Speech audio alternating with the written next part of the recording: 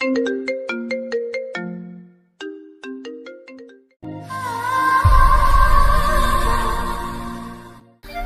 1টা বাজে আর আমি এখনো পর্যন্ত ছাদে দাঁড়িয়ে আছি। কেন জানি আজকে আর রুমে যেতে মন চাচ্ছে না। রাতের এই পরিবেশটা অনেক ভালো লাগছে, কিন্তু আমার মনের ভিতর কাল বৈশাখী ঝড় বয়ে যাচ্ছে। নিজের মনের কষ্টটা আজ কাউকে বলতে পারছি না।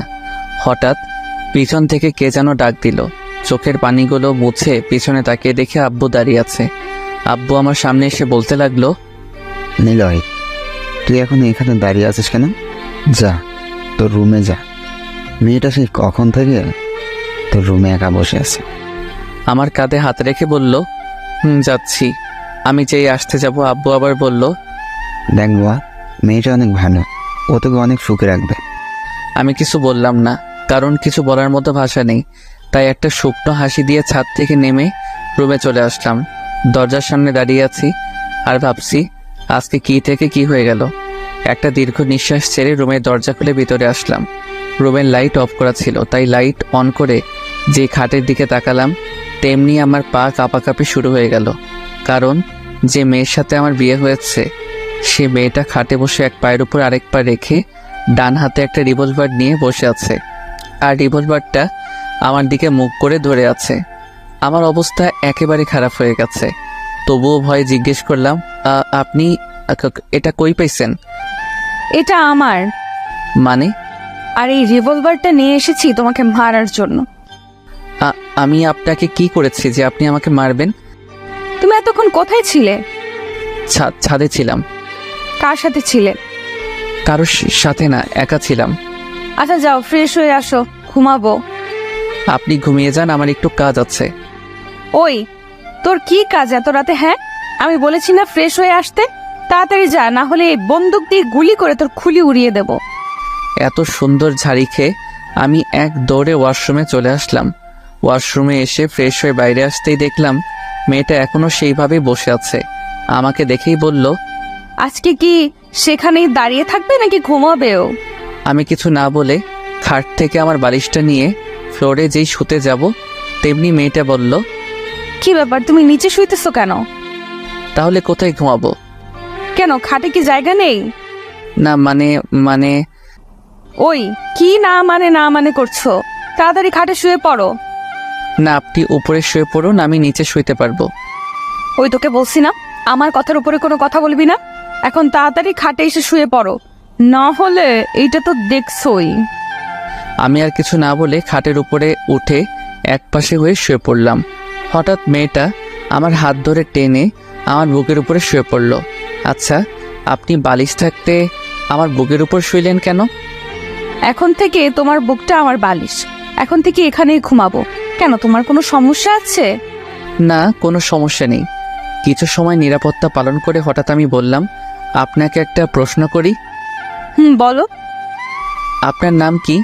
মেয়েটা আমার বুক থেকে মাথা তুলে ড্যাব ড্যাব করে তাকিয়ে বলল, তুমি কি আমার নাম জানো না? না। আমার নাম জান্নাতুল হাসানুল রোজা। অনেক সুন্দর নাম আপনার। আচ্ছা, আপনি আমার থেকে কয় বছরের বড় হবেন? বেশি না, 5 বছরের বড় হব। আমার থেকে 5 বছরের বড় আপনি? আচ্ছা, আপনি কি কখনো রিলেশন করেননি? না, ইসলাম ধর্মে বলা হয়েছে প্রত্যেক মেয়ের উচিত শুধু তার স্বামীকে ভালোবাসার। তাই আমি কোনো রিলেশনে জড়াইনি। আর একটা কথা, আমাকে আপনি বলবা না, তুমি করে বলবা, ঠিক আছে? এখন ঘুমাও, অনেক রাত হয়ে গেছে, সকালে উঠে আবার নামাজ পড়তে হবে। এ কথা বলে আবার বুকে মাথা রেখে শুয়ে পড়ল। রোজা আমার বুকে মাথা রেখে ঘুমিয়ে পড়ল। অল্প কিছু সময়ের মধ্যে আমিও ঘুমিয়ে পড়লাম। সকালে এমন মনে হচ্ছে কে যেন আমাকে ধাক্কা দিচ্ছে। চোখ খুলে দেখি একটা পরীর মতো দেখতে একটা মেয়ে আমার সামনে বসে আছে। আমার ঘুম যেন 1 সেকেন্ডের মধ্যে হাওয়া হয়ে গেল। হঠাৎ রোজা বলল, এই কি হলো, এমন ড্যাব ড্যাব করে কি দেখছো? না মানে, এত সকালে ডাক দিলেন কেন? এখন উঠে তাড়াতাড়ি গোসল করে মসজিদে নামাজ পড়তে যাও। এত সকালে কেউ গোসল করে নাকি? রোজা খাটের কর্নার থেকে বন্দুকটা নিয়ে আমার মাথায় ধরে বলল, কি বললি, আবার বলতো। কি? আমি কি বললাম? আমি যাচ্ছি গোসল করে নামাজ পড়তে। খাট থেকে নেমে দৌড়ে ওয়াশরুমে চলে আসলাম। ফ্রেশ হয়ে মসজিদে নামাজ পড়তে চলে আসলাম। নামাজ পড়ে মসজিদ থেকে বের হলাম। বাইরে পরিবেশটা অনেক ভালো লাগছে। আজকে অনেক দিন পর আবার ফজরের নামাজ পড়লাম। বেশি দেরি না করে বাসায় চলে আসলাম, কারণ আমার অনেক ঘুম পাচ্ছে। বাসায় এসে দেখলাম রোজা মাত্র নামাজ শেষ করলো। আমাকে দেখে বলল, তুমি একটু বসো, আমি জামাটা পাল্টে নেই, তারপর দুজনে একসাথে জগিং করতে যাব। কি? আমি কোথাও যেতে পারবো না, আমি এখন ঘুমাবো। আপনার যদি কোথাও যেতে মনে চায় আপনি যেতে পারেন। ঠিক আছে জানদো, তুমি একটু অপেক্ষা করো, আমি ড্রেস চেঞ্জ করে আসি, তারপর তোমাকে দেখছি। আমিও আর বসে না থেকে শুয়ে পড়লাম। হঠাৎ রোজা ওয়াশরুম থেকে বের হয়ে দেখলো আমি শুয়ে পড়ছি। ও আর কোনো কথা না বলে খাটের কর্নার থেকে রিভলভারটা নিয়ে আমার পেটে খোঁচা দিচ্ছে। আমি একটু বিরক্তি নিয়ে চোখ খুলে দেখি রোজা আমার সামনে বসে রিভলভার দিয়ে আমাকে খোঁচাচ্ছে। আমি এক লাফে খাট থেকে নেমে কিছুটা দূরে গিয়ে দাঁড়িয়ে বললাম, আচ্ছা আপনার সমস্যা কি?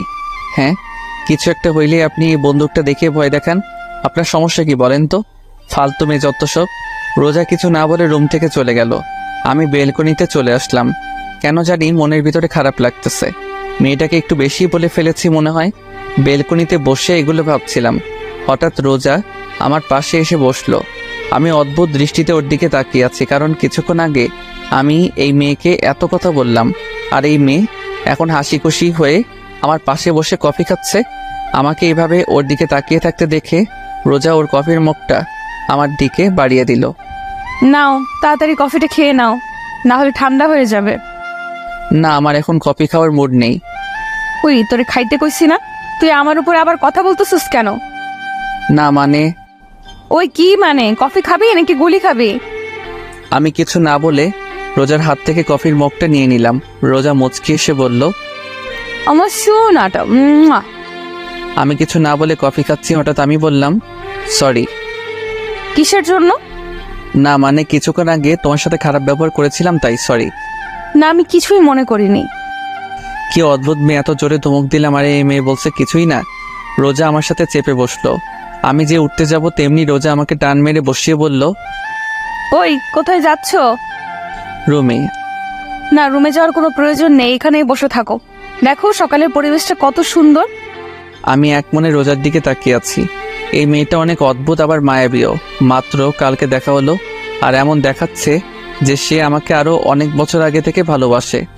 ডাইনিং টেবিলে বসে আছি, আম্মু আর রোজা রান্নাঘরে কাজ করছে।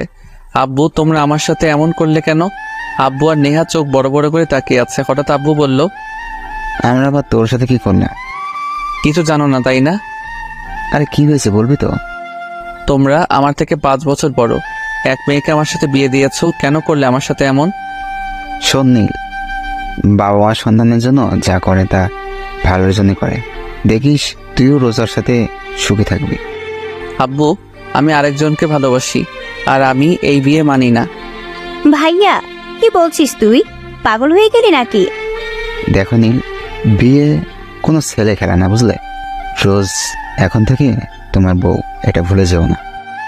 আমি এই বিয়ে মানি না, আর আমি বললাম তো আমি আরেকজনকে ভালোবাসি। তুমি যেই মেয়েকে ভালোবাসো সেই মেয়ে একটা বাজে মেয়ে। রাস্তায় রাস্তায় ছেলেদের সাথে চলাফেরা করে, ও তোমাকে নিয়ে খেলছে। আর আমি কিছু বলতে যাব ঠিক সে সময় আম্মু আর রোজা রান্নাঘর থেকে নাস্তা তৈরি করে নিয়ে আসলো। রোজা এসে আমার পাশে বসলো। সবাই একসাথে নাস্তা খাওয়া শুরু করলাম। সবাই কথা বলতেছে, কিন্তু আমি কোনো কথা বলতেছি না, কারণ আমার তাদের সাথে কথা বলার কোনো মুড নাই। তাই আমি আমার মতো খেয়ে বাইরে চলে আসলাম। আমি আড্ডাখানায় আসতেই আমার বন্ধুরা নাইম, তানভীর, সাকিব চায়ের দোকানে বসে আছে। ওদের সামনে আসতেই, কিরে, কালকে আমাদের কিছু না বলেই ভার্সিটি থেকে এইভাবে চলে আসছিলি কেন? না মানে পরিবারের একটু সমস্যা হয়েছিল তাই আর কি। আচ্ছা, রিয়ার সাথে কি তোর কোনো কথা হয় নাই? কাল থেকে ও আমাদের কল দিচ্ছে তোর কথা জিজ্ঞেস করার জন্য, আর আমরাও তোকে কল দিলাম, কিন্তু তোর ফোন বন্ধ দেখাচ্ছে। কালকে রাগের মাথায় মোবাইল ভেঙে ফেলেছিলাম। না মানে মোবাইলে চার্জ ছিল না হয়তো।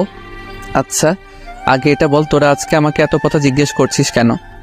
না মানে, তুই তো কোনোদিন এমন করিসনি তাই। আচ্ছা বাদ দে, ওদের সাথে আর কিছু সময় আড্ডা দিতে দিতে দুপুর হয়ে গেল। জোহর নামাজ পড়ে বাসায় আসলাম। বাসায় আসতেই আমি আমার মোবাইলটা খুঁজতেছি, কিন্তু কোনো জায়গায় পাইনি। শেষমেশ আর না পেরে নেহার রুমে আসলাম।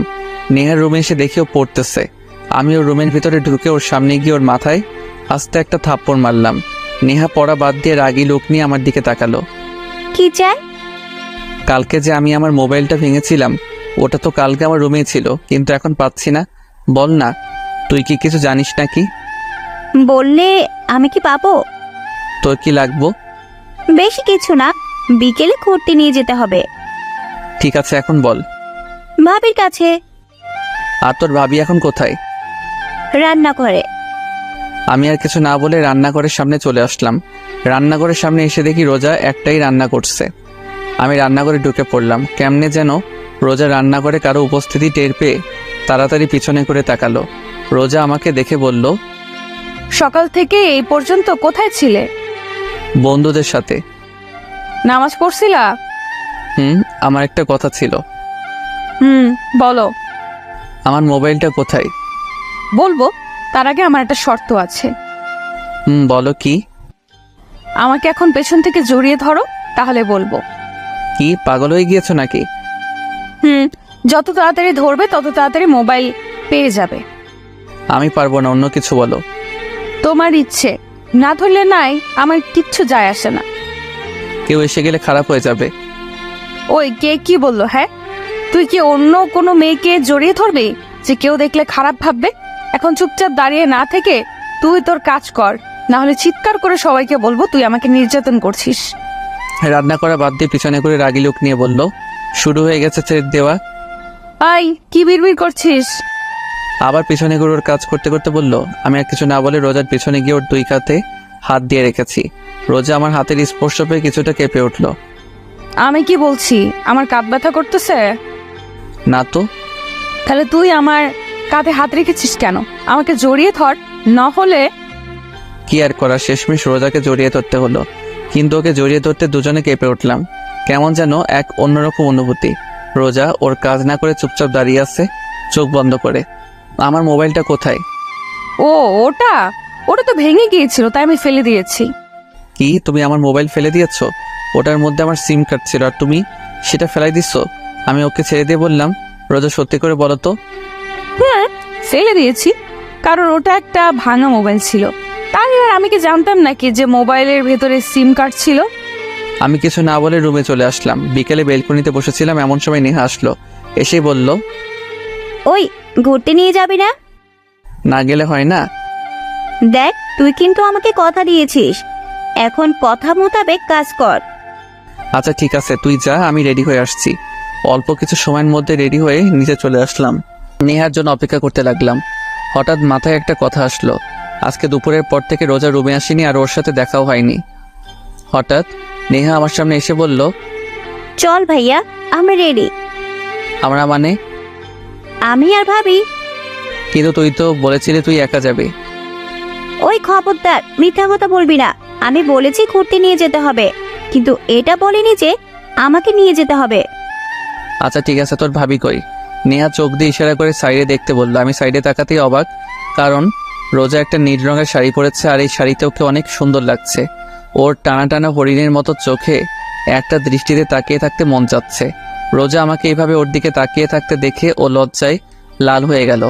আমার দুজনের অবস্থা দেখে নেহা বলল, ওই আজকে কি তোমরা যাইবা নাকি এখানে একজন আরেকজনের দিকে তাকায় থাকবা? নেহার কথা শুনে আমাদের দুজনের ঘোর কাটলো। চলো। আমি গাড়ি ড্রাইভ করছি আর পিছনে রোজা আর নেহা কথা বলেই যাচ্ছে। থামার কোনো নামই নেই। ওদের কথা শুনে মন চাচ্ছে গাড়ি থেকে লাফ দিই। হঠাৎ নেহা বলল, ভাইয়া, ওই দোকানদারটার সামনে গাড়ি থামা। কেন? ফুচকা খাবো তাই। এখন কথা কম বলে গাড়ি থামা। দোকানটার সামনে গাড়ি থামাতে রোজা আর নেহা গাড়ি থেকে হাওয়া বাইরে তাকিয়ে দেখি ওরা দোকানের দিকে হাঁটা দিচ্ছে। কি আর করার, ওদের পিছে পিছে যেতে হলো। রোজা আর নেহা এক পাশে বসলো আর আমি আরেক পাশে। কিছু সময় পর নেহা আর রোজা এমনভাবে ফুচকা খাওয়া শুরু করলো যে অনেক বছর পর ফুচকা দেখেছে। একটার পর একটা মুখের ভেতর ঢুকিয়ে চলেছে। হঠাৎ কোথা থেকে যেন একটা মেয়ে আমার পাশের সিটে বসে পড়ল। রোজা আর নেহা খাওয়ার মধ্যেই ব্যস্ত আর আমি ড্যাব ড্যাব করে মেয়েটার দিকে তাকিয়ে আছি। মেয়েটার গায়ের রং ফর্সা। মেয়েটা একটা কালো রঙের শাড়ি পরেছে, হাতে কালো চড়ি, কপালে কালো টিপ। মেয়েটাকে অনেক সুন্দর লাগছে।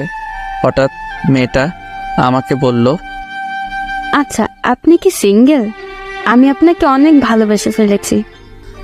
আমি রোজ আর নেহার দিকে তাকিয়ে দেখি নেহা ফুচকা না খেয়ে ড্যাব ড্যাব করে মেয়েটার দিকে তাকিয়ে আছে, কিন্তু রোজা চুপচাপ ফুচকা খেয়ে যাচ্ছে।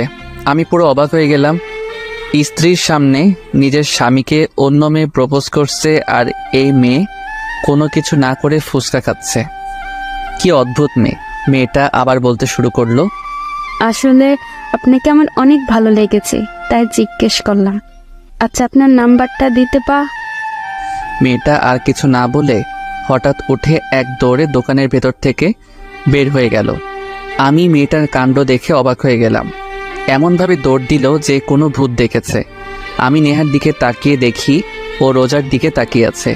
আমি রোজার দিকে তাকাতেই আমার গলা শুকিয়ে কাঠ হয়ে গেছে, কারণ রোজা সেই রিভলভারটা টেবিলের উপর রাখা আর ও চুপচাপ ফুচকা খাচ্ছে যেন কিছুই না। নেহা এমনভাবে রোজার দিকে তাকিয়ে আছে যে ওর চোখ এখনই বের হয়ে আসবে। আমি কাঁপা কাঁপা কণ্ঠে বললাম, এটা এখানে কোথা থেকে আসলো? ভাবি তার ব্যাগ থেকে বের করলো। রোজা নেহার আর আমার অবস্থা দেখে হেসে উঠল। নেহার কানে কানে কি যেন বলল। হঠাৎ নেহা চিৎকার করে বলে উঠল, সিরিয়াসলি? ও জানে। না। বলেই ওরা দুজন আমাকে দেখে হেসে গড়াগড়ি খাচ্ছে। আমার অবস্থা খারাপ। তাড়াতাড়ি করে এক গ্লাস পানি খেলাম, বিল দিয়ে এসে গাড়িতে বসলাম। আমি গাড়ি ড্রাইভ করছি আর ওরা দুজন কি নিয়ে যেন হাসাহাসি খাচ্ছে। আচ্ছা, তুমি কি সবসময় তোমার সাথে এই রিভলভারটা নিয়ে চলাফেরা করো? ভয় করে না? যেমন? যদি কোনোদিন তোমার কাছে বন্দুক দেখে পুলিশ তোমাকে ধরে নিয়ে যায়? আমার কথা শুনে ওরা দুজন আবার হাসতে হাসতে গড়াগড়ি খাচ্ছে। আরও কিছু সময় ঘোরাঘুরি করে রাতে বাসায় আসলাম। রাতে রোজা ওয়াশরুমে গেছে। এই সুযোগে আমি রুমে থেকে বের হয়ে নেহার রুমের সামনে আসলাম। ওর রুমে এসে দেখি ও মোবাইল চালাচ্ছে। নেহা আমাকে ওর রুমে দেখে মোবাইল চালানোর বাদ দিয়ে বলল, ভাইয়া তুই কিছু বলবি? তোকে একটা কথা জিজ্ঞেস করার ছিল। বল। তোর ভাবি ওই সময় তোর কানে কানে কি বলছিল? সেটা তো বলা যাবে না। কেন? এটা ভাবি আর আমার সিক্রেট।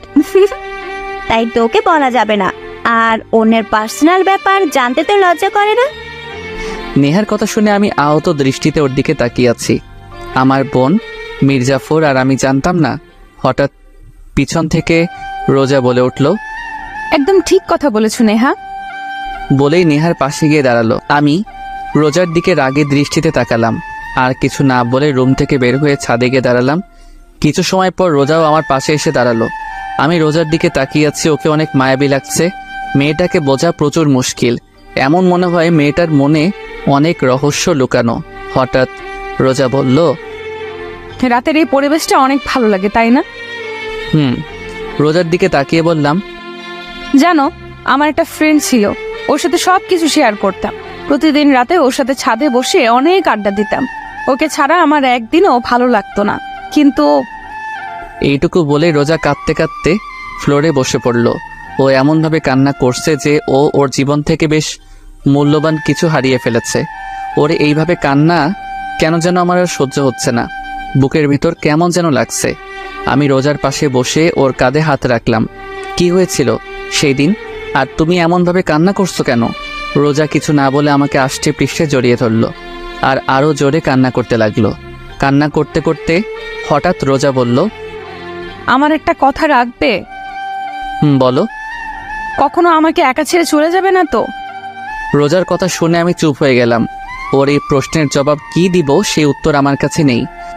কি হলো, বলো না, তুমি কি কখনো আমাকে ছেড়ে চলে যাবে? আমি চোখের পানি কেন যেন আমার সহ্য হচ্ছে না। কেন যেন ওর প্রতি কোনো এক মায়া সৃষ্টি হচ্ছে। ওর কান্না মাখা মুখ দেখে আমি বলে উঠলাম, না, কোনো দিনও তোমাকে ছেড়ে যাব না, সব সময় তোমার পাশে থাকবো। রোজা কিছু না বলে আমার বুকে মাথা রেখে বসে থাকলো। আর আমি ভাবতে লাগলাম, আমি তো অন্য কাউকে ভালোবাসি, তাহলে রোজাকে এই কথা কিভাবে বলতে পারলাম? রোজা, এই প্রথম আমি রোজার নাম বলে ডাক দিলাম। রোজা। রোজা এখনো নিশ্চুপ থাকায় বুঝতে পারলাম ও ঘুমিয়ে পড়েছে। রাত 11টা বেজে গেছে আর আকাশের অবস্থা দেখে বোঝা যাচ্ছে বৃষ্টি আসতে পারে। তাই বেশি দেরি না করে রোজাকে সাবধানে কোলে তুলে নিলাম ছাদ থেকে নেমে রুমে যাচ্ছি, এমন সময় আমাদের সামনে নেহা এসে হাজির। তো এত রাতে কোথা থেকে আসা হলো? হুম। চুপ, আসতে বলো, রোজা ঘুমিয়ে পড়েছে। ও, তুই কি করছিস? এত রোমান্টিক একটা সময়, ভাবি তোর কোলে একটা ছবি তুলে নেই। নেহার ছবি তোলা হয়ে গেলে আমরা রুমে চলে আসলাম। রোজাকে বিছানায় শুইয়ে দিলাম। আমি ওর অপর পাশে শুয়ে পড়লাম, রোজার দিকে মুখ করে। ঘুমন্ত অবস্থায় রোজাকে অনেক মায়াবতী লাগছে। কান্না করার ফলে ওর দু চোখ ফুলে গেছে, নাক লাল হয়ে গেছে। ওকে দেখে আমার এক অন্যরকম অনুভূতি কাজ করছে। কেন যেন এখন আর রিয়ার কথা মনে পড়ছে না। মন চাচ্ছে রোজার সাথেই থাকি সব সময়। এইসব ভাবতে ভাবতে কখন যে ঘুমিয়ে পড়লাম মনে নেই। সকালে ঘুম থেকে উঠে দেখলাম রোজা আমার বুকের উপরে মাথা রেখে গুটিসুটি মেরে শুয়ে আছে। রোজাকে বুকের উপর থেকে সরিয়ে একপাশে শুয়ে দিলাম। আমি উঠে ওয়াশরুমে চলে আসলাম। কিছু সময় পর ফ্রেশ হয়ে নিচে আসলাম। কি রে, রোজা কোথায়? ও ঘুমাচ্ছে। ও, তুই এখন কি ভার্সিটিতে যাবা? হুম, নেহা কি যাবে না? নেহা তো ওর ফ্রেন্ডদের সাথে চলে গেছে। ও, কিছু সময় পর ভার্সিটির উদ্দেশ্যে রওনা দিলাম। কিছু সময়ের মধ্যে ভার্সিটি পৌঁছে গেলাম। ভার্সিটির ভিতর ঢুকতেই কোথা থেকে যেন রিয়া দৌড়ে এসে আমাকে জড়িয়ে ধরলো আর বলতে লাগলো, ওই কালকে কোথায় ছিলে আর তোমার মোবাইল বন্ধ কেন? রিয়ার এইভাবে জড়িয়ে ধরা আমার কেন যেন ভালো লাগছে না। ওকে এক ঝটকায় নিজে থেকে ছাড়িয়ে নিয়ে বললাম, একটু প্রবলেম হয়েছিল তাই আর কি। তো আমি কি কিছু হেল্প করতে পারবো নাকি? না, দরকার নেই, এখন চলো ক্লাসে যাই। না, আজকে গল্প করবো, চলো। না, আমার এখন গল্প করার কোনো মুড নেই। না, তোমাকে বলছি না, এখন গল্প করবো, চলো। আমি রিয়ার হাত থেকে আমার হাত এক টান দিয়ে ছাড়িয়ে নিয়ে বললাম, এত বায়না করো কেন? আমি বললাম না আমার এখন তোমার সাথে গল্প করার মুড নেই। সরি। রিয়া কিছু না বলে সেখান থেকে চলে গেল। আর আমি ভাবতে লাগলাম আজ এই প্রথম আমি রিয়ার সাথে এমন ব্যবহার করলাম, কিন্তু কেন করলাম তা অজানা। অনেক সময় খোঁজার পর এক ক্যাম্পাসের এক কোনো আম গাছের নিচে বসে আছে। আমি রিয়ার সামনে গিয়ে দাঁড়ালাম। অনেকক্ষণ হয়ে গেল কিন্তু রিয়া এখনো পর্যন্ত নিচের দিকে তাকিয়ে আছে। আমি আর না পেরে রিয়ার সামনে বসে পড়লাম। সরি বললাম তো। আমার আপনার সরি লাগবে না, আপনি এখন আসতে পারেন। না, আমি এখন আমার জানের সাথে গল্প করব। দরকার নেই আপনার গল্প। আমি রিয়ার পাশে বসে রিয়ার মাথা ধরে আমার কাঁধে রাখলাম। রিয়া আমার কাঁধে মাথা রেখে চুপচাপ বসে আছে। এখন কি কোনো কথা না বলার প্রতিজ্ঞা করেছো? হুম। ঠিক আছে, আমি কোনো কথা বলবো না। আমার সোনাটা কি রাগ করেছে? রিয়ার মুখের কথা শুনে আমার রোজার কথা মনে পড়ে গেল। ওই মেয়ে এখন কি যেন করছে। হঠাৎ রিয়া হালকা ধাক্কা দিয়ে বলল, কি হলো, কি ভাবছো? না কিছু, রিয়ার সাথে গল্প করছি। হঠাৎ ক্যাম্পাসে পুলিশের গাড়ি ঢুকলো। ক্যাম্পাসের সবাই গাড়ির দিকে তাকিয়ে আছে। হঠাৎ পুলিশের গাড়ির ভিতর থেকে একজন লোক বের হয়ে আমাদের দিকে আসতে লাগলো। আমি আর রিয়া কিছুটা ভয় পেয়ে গেলাম। লোকটা সামনে এসে বলল, আপনাকে ম্যাডাম ডেকেছে। আমি কি করেছি যে আপনার ম্যাডাম আমাকে ডেকেছে? সেটা না হয় ম্যাডামের কাছ থেকেই শুনে নিয়েন। বলে আমার হাত ধরে টেনে নিয়ে যেতে লাগলো যেন আমি কোনো আসামি। পুরো ক্যাম্পাসের সবাই আমার দিকে তাকিয়ে আছে আর ভয়ে আমার গলা শুকিয়ে কাট, হার্টবিট কয়েক গুণ গতিতে লাফাতে লাগলো। লোকটা পুলিশের গাড়ির সামনে এসে বলল, ম্যাম, নিয়ে এসেছি। গাড়ির ভিতরে যে বসেছিল তাকে বলল। আপনি এখন যেতে পারেন। লোকটা চলে গেল। গাড়ির ভিতরে যে মেয়েটা বসেছিল তাকে দেখে আমার মাথায় আকাশ ভেঙে পড়ল। আমার গলা দিয়ে কোনো কথা বের হচ্ছে না। তারপরেও কাঁপা কাঁপা গলায় বললাম, তুমি? তো এখানে কি অন্য কেউ থাকার কথা ছিল নাকি? পুলিশ থাকার কথা। তুমি গাঁজা টাজা খাইছো নাকি? না, কেন? তাহলে তুমি কি আমার শরীরে পুলিশের ইউনিফর্ম পরা তাকে দেখো না? তাহলে তুমি কি আসলেই পুলিশ? কোন পোস্টে? ওসি। আচ্ছা, তুমি কি এখন গোয়েন্দাদের মতো শুধু প্রশ্নই করে যাবে নাকি গাড়িতে উঠে বসবে? দেখো, পুরো ক্যাম্পাসের সব লোক আমাদের দিকে তাকিয়ে আছে। রোজার কথা শুনে আশেপাশে তাকিয়ে দেখি সবাই আমাদের দিকে তাকিয়ে আছে। রিয়ার দিকে তাকিয়ে দেখি ও ওখানেই থ মেরে দাঁড়িয়ে আছে। আমি কোনো কথা না বলে গাড়িতে উঠে বসলাম। রোজা ড্রাইভ করছে আর আমি চুপচাপ ড্যাব ড্যাব করে রোজার দিকে তাকিয়ে আছি। রোজাকে এই ড্রেসে এক কথায় অসাধারণ লাগছে। রোজা আমাকে এইভাবে তাকিয়ে থাকতে দেখে লজ্জা মাখা মুখে বলল, ওই এইভাবে ড্যাব ড্যাব করে তাকে কি দেখছো? তোমাকে? আমাকে দেখার মতো আমার মাঝে এমন কি আছে? বলতে পারলাম না, কিন্তু তোমাকে অনেক সুন্দর লাগছে। তাই? আচ্ছা, এই কয়দিন না আমাকে ভয় পাইতা? না, ভয় কেন লাগবে? এখন কি ভয় লাগছে না? আমার সাথে ফাঁসলামে আমাকে ছাড়া অন্য কোনো মেয়ের সাথে থাকলে জেলে ভরে দিতে পারতো। রোজার কথা শুনে এখন ভয় লাগতে শুরু করলো, কারণ এই মেয়ের কথা বলা যায় না, বিনা কারণে জেলেও ঢুকিয়ে দিতে পারে। আমি রোজার দিকে থেকে চোখ ফিরিয়ে বাইরের দিকে তাকিয়ে থাকলাম। আমার অবস্থা দেখে রোজা হেসে ফেললো। কিছুক্ষণ পর রোজা আমাকে নিয়ে লেগের পাড়ে আসলো। রোজা আর আমি একটা বেঞ্চে বসে আছি, কেউ কোনো কথা বলছি না। নিরাপত্তা ভেঙে হঠাৎ রোজা বলল, তোমাকে একটা প্রশ্ন করি। বলো। ক্যাম্পাসে তোমার সাথে যে মেয়েটা বসেছিল সে কি আমার সতীন? রোজা এমন প্রশ্ন করবে তা ভাবতে পারিনি। ওর এই প্রশ্নের জবাব কি দিব তা ভেবে পাচ্ছি না। আমাকে চুপ থাকতে দেখে রোজা বলল, এই শোনো, আমি কিন্তু অন্য কারোর সাথে আমার স্বামীর ভাগ বসাবো না। তুমি শুধু আমার। অন্য কোনো মেয়ের দিকে তাকালে তোমাকে বিনা টিকিটে উপরে পাঠিয়ে দেব। বুঝেছি। আচ্ছা, একটা প্রশ্ন করি।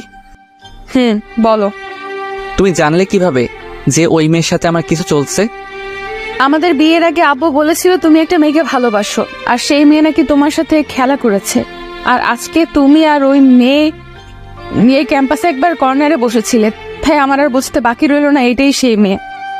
রোজা এক নিঃশ্বাসে বলল, তো তোমার কি আমার উপর কোনো রাগ বা কষ্ট নেই? রাগ বা কষ্ট থাকবে কেন? এই যে তোমার স্বামী যে অন্য মেয়ের সাথে বসেছিল, রোজার মনের কথা জানার জন্য বললাম। আমি কি মানুষ নাকি যে আমার কষ্ট থাকবে? এখন চলো, এখানে ভালো লাগছে না। বলেই রোজা সেখান থেকে উঠে গাড়িতে গিয়ে বসলো। রোজার আচরণ দেখে বুঝলাম ও অনেক কষ্ট পেয়েছে। কেন যেন এই মেয়েকে বুঝতে পারছি না, পুরো অদ্ভুত একটা মেয়ে। আমি গিয়ে রোজার পাশে বসলাম। রোজা কিছু না বলে চুপচাপ ড্রাইভ করতে লাগলো। আমার নিজের ভিতর কেমন যেন একটা গিল্টি ফিল হতে লাগলো। রোজাকে কি বলবো তা খুঁজে পাচ্ছি না। হঠাৎ রোজা একটা মলের সামনে গাড়ি থামিয়ে বলল, নামো। আমরা এখানে কেন এসেছি? ওই তুই নামবি নাকি অন্য কোনো পদক্ষেপ নিব? আমি কিছু না বলে গাড়ি থেকে নেমে রোজার পিছনে পিছনে চুপচাপ হাঁটছি। হঠাৎ রোজা একটা মোবাইলের শোরুমে ঢুকলো। আমি একটু দাঁড়িয়ে ভাবলাম রোজা এখানে কেন এসেছে। কিছু না ভেবে দোকানের ভিতরে ঢুকে পড়লাম। রোজা একটা মোবাইল সিম কার্ড কিনলো। আমি চুপচাপ দেখে যাচ্ছি। মোবাইলটা দেখে আমার লোভ এসে পড়লো, মন চাচ্ছে যদি এই মোবাইলটা আমার হতো। রোজা বিল পেমেন্ট করে আবার বেরিয়ে পড়লো। আমিও রোজার পিছে পিছে বের হয়ে গাড়িতে বসলাম। কিছুক্ষণ পর রোজা একটা রেস্টুরেন্টের সামনে গিয়ে গাড়ি থামালো। আমার দিকে তাকাতেই আমি গাড়ি থেকে নেমে পড়লাম। রোজা আর আমি রেস্টুরেন্টে থেকে লাঞ্চ করলাম, কিন্তু রোজা আমার সাথে কোনো প্রকার কথাও বলেনি। আর একটা লজ্জাজনক কথা, সব পেমেন্ট রোজাই করেছে, কারণ আমি বেকার। কিছু সময় পর দুজনেই বাসায় চলে আসলাম। বাসায় আসতেই আম্মু রোজাকে ডাকলো। রোজা কিছু না বলে রুমে চলে গেল। আম্মু আমাকে দেখে আমার সামনে এসে বলল, কি রে, রোজার আবার কি হলো? কই কিছু না তো। দেখ নীল, আমার সাথে মিথ্যা কথা বলবি না, বল কি হয়েছে? ও আমার সাথে একটু রাগ করেছে, এটুকুই। আর কি নিয়ে রাগ করেছে? তেমন কিছু না, আমি এখন রুমে গেলাম বলে ওখান থেকে চলে আসলাম। রুমের সামনে এসে দেখি রোজা মার্কেট থেকে যেই মোবাইলটা কিনেছিল সেটা চালাচ্ছে। আমাকে দেখেও না দেখার ভান করে এক মনে মোবাইল চালাতে লাগলো। আমিও কিছু না বলে ওয়াশরুমে চলে গেলাম। ওয়াশরুমে এসে ভাবতে লাগলাম যে ওর রাগ ভাঙানো যায় কিভাবে, কিন্তু কোনো আইডিয়া পেলাম না। ওয়াশরুম থেকে বের হয়ে দেখলাম রোজা আগের মতোই খাটে বসে মোবাইল গোতাচ্ছে। আমি চুপচাপ রোজার পাশে গিয়ে বসে থাকলাম, কিন্তু এই মাইয়ার সেই জায়গায় কোনো খেয়ালই নাই। আমি ড্যাব ড্যাব করে ওর দিকে তাকিয়ে আছি আর ও এক মনে মোবাইলের দিকে। আমি এইবার মাথা নিচু করে বসে রইলাম। হঠাৎ রোজা আমার দিকে ঘুরে বসে একটা মোবাইল বাড়িয়ে দিল। আমি ড্যাব ড্যাব করে ওর দিকে তাকিয়ে আছি। আমাকে এভাবে তাকিয়ে থাকতে দেখেও বলল, এইভাবে তাকানোর কিছুই নেই, তোমার মোবাইল নেই সেই জন্য এটা তোমাকে দিলাম। রোজার দিকে তাকিয়ে মনে মনে বললাম, কিপটুস কিপটা, ও আমাকে ওর পুরনো মোবাইলটা ধরিয়ে দিল। আর আমি ভেবেছিলাম ও আমাকে এই নতুন মোবাইলটা দিবে। আমি মুখ কালো করে রোজার দিকে তাকিয়ে আছি, আর রোজা এই ইমোজির মতো আমার দিকে তাকিয়ে আছে। আমি রোজার হাত থেকে মোবাইলটা নিয়ে নিলাম। হঠাৎ রোজা আমাকে বলল, একটু সামনে এসো, তোমাকে একটা কথা বলার ছিল। আমি রোজার দিকে একটু আগাতেই রোজা বলল, জানো, এই মোবাইলটা আমার অনেক দিন ধরে কেনার শখ ছিল, তাই এটা আমি রেখে দিলাম। আর আমার এই মোবাইলটা যখন পুরাতন হয়ে গেছে, তাই এটা তুমি রেখে দাও। রোজার কথা শুনে আমি হেসে উঠলাম। রোজা আমার দিকে অদ্ভুত দৃষ্টিতে তাকিয়ে আছে। হাসছো কেন? তুমি তোমার মোবাইলটা দিয়ে অনেক বড় উপকার করলা। মানে? তুমি তো আমাকে তোমার মোবাইল দিয়ে দিলে, তাই এখন আর মোবাইল কেনার কোনো প্রয়োজন নেই। আর আব্বু তো জানে যে আমার মোবাইল নেই, আর আব্বুর থেকে মোবাইল কেনার জন্য ফাও টাকা পাবো, বুঝেছো? কিন্তু এই মাইয়া কি পাগল হয়ে গেল নাকি? রোজা হাসতে হাসতে বিছানায় গড়াগড়ি খাচ্ছে, কিন্তু আমি কিছুই বুঝতে পারছি না এখানে হাসার কি আছে। হাসছো কেন? দাঁড়াও, আগে হেসে নেই, তারপর বলছি। আমি কি কোনো জোক করেছি? কি? রোজা একটু হাসি থামিয়ে বলল, তোমার মতে আমি কি আমার টাকা দিয়ে এই মোবাইলটা কিনেছি? হুম। এই মোবাইল কেনার টাকা আব্বু আমাকে দিয়েছে, আর বলেছিল তোমাকে একটা ভালো মোবাইল কিনে দিতে। এখন হয়তো বুঝেছো। বলেই আবার হাসতে লাগলো। তোমার আব্বু টাকা দিয়েছিল আমাকে মোবাইল কিনে দিতে? তোমার আব্বু দিয়েছে। আমি বুকে হাত দিয়ে বিছানায় চিত হয়ে শুয়ে পড়লাম আর বলতে লাগলাম, আমার টাকা আমার মোবাইল অনেক বড় একটা শখ খেয়েছি। আমার অবস্থা দেখে রোজা আমার সামনে এসে বলল, কি হয়েছে তোমার, এমন করছো কেন? আমার টাকা আমার মোবাইল। আচ্ছা, টাকার বদলে অন্য কিছু দিলে হবে নাকি? ওই মোবাইলটা আমাকে দিলে খুশি হতাম। না, তা হবে না, অন্য কিছু লাগলে বলো। না, আমার অন্য আর কিছু লাগবে না বলে যেই উঠতে যাব, রোজা আমার বাম হাত ধরে টান মেরে আবার শুয়ে দিয়ে আমার বুকের উপর উঠে বসলো আর বলতে লাগলো, ওই কই যাচ্ছ? ও ওয়াশরুমে যাচ্ছিলাম। কিছু সময় আগে না ওয়াশরুমে গিয়েছিলে? আবার যেতে মন চাচ্ছিল। কেন, ওয়াশরুমে কি ওই ডাইনি বুড়ি রিয়া আছে নাকি? কি বললি, আবার বলতো। না মানে কি না মানে বলছিস, ভালো মতো বল। আমি যেই কিছু বলতে যাব তার আগেই রোজা ওর মুখ আমার মুখের সামনে নিয়ে আসলো। রোজার নিঃশ্বাস আমার মুখে পড়ছে আর আমার নিঃশ্বাস রোজার মুখে। রোজা কিছুটা কেঁপে উঠল। ও এক দৃষ্টিতে আমার চোখের দিকে তাকিয়ে আছে। আমি চোখ সরিয়ে নিলাম। যেই রোজাকে সরাতে যাব তার আগেই রোজা আমার ঠোঁটের ওইতে নিয়ে নিল। প্রায় 6 মিনিট পাগলের মতো কিস করার পর হঠাৎ আমার নিঃশ্বাস বন্ধ হয়ে যাচ্ছে, তাই রোজাকে ধাক্কা দিয়ে সরিয়ে ফেললাম। দুজনেই হাঁপাতে লাগলাম। রোজা বলল, ওই তুমি আমাকে সরালে কেন? এমন পাগলের মতো কেউ কাউকে কিস করে? আর একটু হলেই তো মরে গিয়েছিলাম। আমার স্বামীকে আমি মেরে ফেলবো, কিস করবো, তাতে তোমার কি? আচ্ছা, তোমার কি লজ্জা করে না? কেন লজ্জা করবে? তোমার থেকে বয়সে একটা ছোট ছেলেকে কিস করতে। আর এই বয়সে কম ছেলেটা আমার স্বামী, তাই আমার যা মন চাইবে আমি তাই করব। বলেই রোজা চলে গেল আর আমি ছাদে চলে আসলাম। ছাদে এক কর্নারে দাঁড়িয়ে ভাবতে লাগলাম, এখন মনে হচ্ছে রোজার জন্য আমার মনে ভালোবাসা জন্ম নিয়েছে। ওর এই পাগলামোগুলো কেন যেন ভালো লাগছে। তাহলে কি আমি রোজাকে ভালোবেসে ফেলেছি? কিন্তু আমি তো রিয়াকে ভালোবাসি। রাতে সবার সাথে খাওয়া দাওয়া করে রুমে এসে খাটে বসে রোজার দেওয়া মোবাইলটা হাতে নিয়ে দেখতে লাগলাম আর ভাবছি মোবাইলটা চালু করব নাকি। বেশি কিছু না ভেবে মোবাইলটা অন করলাম। মোবাইলের ওয়ালপেপার দেখে আমি একটু অবাক হলাম, কারণ সেদিন রাতে নেহা আমার আর রোজার যে ছবিটা তুলেছিল সেটা দিয়ে রেখে, তার মানে সেই রাতের ঘটনা রোজা নেহার থেকে শুনেছে। ওসব ভাবছি, হঠাৎ রোজা রুমে ঢুকলো। কিছু না বলে রুমের দরজা লাগিয়ে আমার সামনে এসে বলল, আমি এখন ঘুমাবো। তো ঘুমিয়ে যাও, আমি কি তোমাকে ধরে রেখেছি নাকি? তুমি কি ঘুমাবে না? তাহলে ঘুমাও, এত রাতে ফোন চালাচ্ছ কেন? তুমি ঘুমিয়ে পড়ো, আমি একটু পর ঘুমাবো। বুঝেছি, ভালোভাবে বললে হবে না। বলেই রোজা খাটের উপর উঠে আমার হাত থেকে মোবাইলটা নিয়ে নিল। আমি শুধু নির্বাক দর্শক হিসেবে তাকিয়ে আছি। মোবাইলটা সাইডে রেখে আমার হাত টান মেরে শুয়ে দিয়ে ও আমার বুকের উপর শুয়ে পড়ল। আমি এখনো নির্বাক দর্শক হিসেবে তাকিয়ে আছি। এটা কি হলো? কোথায় আবার কি হলো? তুমি আমার উপর কেন শুয়েছ? বিছানায় তো বালিশ আছে, ওখানে সব। আমার বালিশ শুধু তুমি। নয়, হ্যাঁ। এখন কথা কম বলে শুয়ে পড়ো, অনেক রাত হয়েছে। আমি আর কিছু বললাম না, কারণ এই মেয়ের সাথে কথায় পেরে ওঠা অসম্ভব। কিছুক্ষণের মধ্যে আমরা ঘুমিয়ে পড়লাম। সকালে ঘুম থেকে উঠে দেখলাম রোজা প্রতিদিনের মতো আমার বুকের উপর মাথা রেখে শুয়ে আছে। আজকে কেন জানি ওর এইভাবে শুয়ে থাকা আমার ভালো লাগছে। আমার ডান হাতটা দিয়ে ওর মুখের উপর আশা চুলগুলো ওর কানের পিছনে গুঁজে দিলাম। ও কিছুটা নেড়ে উঠল। কিছুক্ষণ এক দৃষ্টিতেই ওর দিকে তাকিয়ে থাকলাম। ওকে অনেক রূপবতী দেখাচ্ছে। রোজাকে সাবধানে বুকের উপর থেকে উঠিয়ে সাইডে শুয়ে দিলাম। আমি উঠে ফ্রেশ হয়ে নাস্তা করে ভার্সিটির উদ্দেশ্যে বেরিয়ে পড়লাম। রিয়াকে কি বলবো তা ভাবতে ভাবতে ভার্সিটির সামনে চলে আসলাম। ভার্সিটির সামনে আসতে দেখলাম রিয়া গেটের সামনে দাঁড়িয়ে আছে। ওকে দেখে বোঝা যাচ্ছে ও কারোর জন্য অপেক্ষা করছে। হঠাৎ রিয়া আমাকে দেখে আমার সামনে দৌড়ে আসলো আর এসেই বলতে লাগলো, তুমি ঠিক আছো তো? কি হয়েছে তোমার? আর এমন দেখাচ্ছে কেন তোমাকে? কালকে ওই পুলিশ তোমাকে ধরে নিয়ে গেল, সেটা নিয়ে আমি অনেক টেনশনে ছিলাম। ও, ওটা আমার এক পরিচিত কাজিন ছিল। ও, আমি তো ভয় পেয়ে গেছিলাম। আচ্ছা এটা বলো, এখানে কার জন্য অপেক্ষা করছিলে?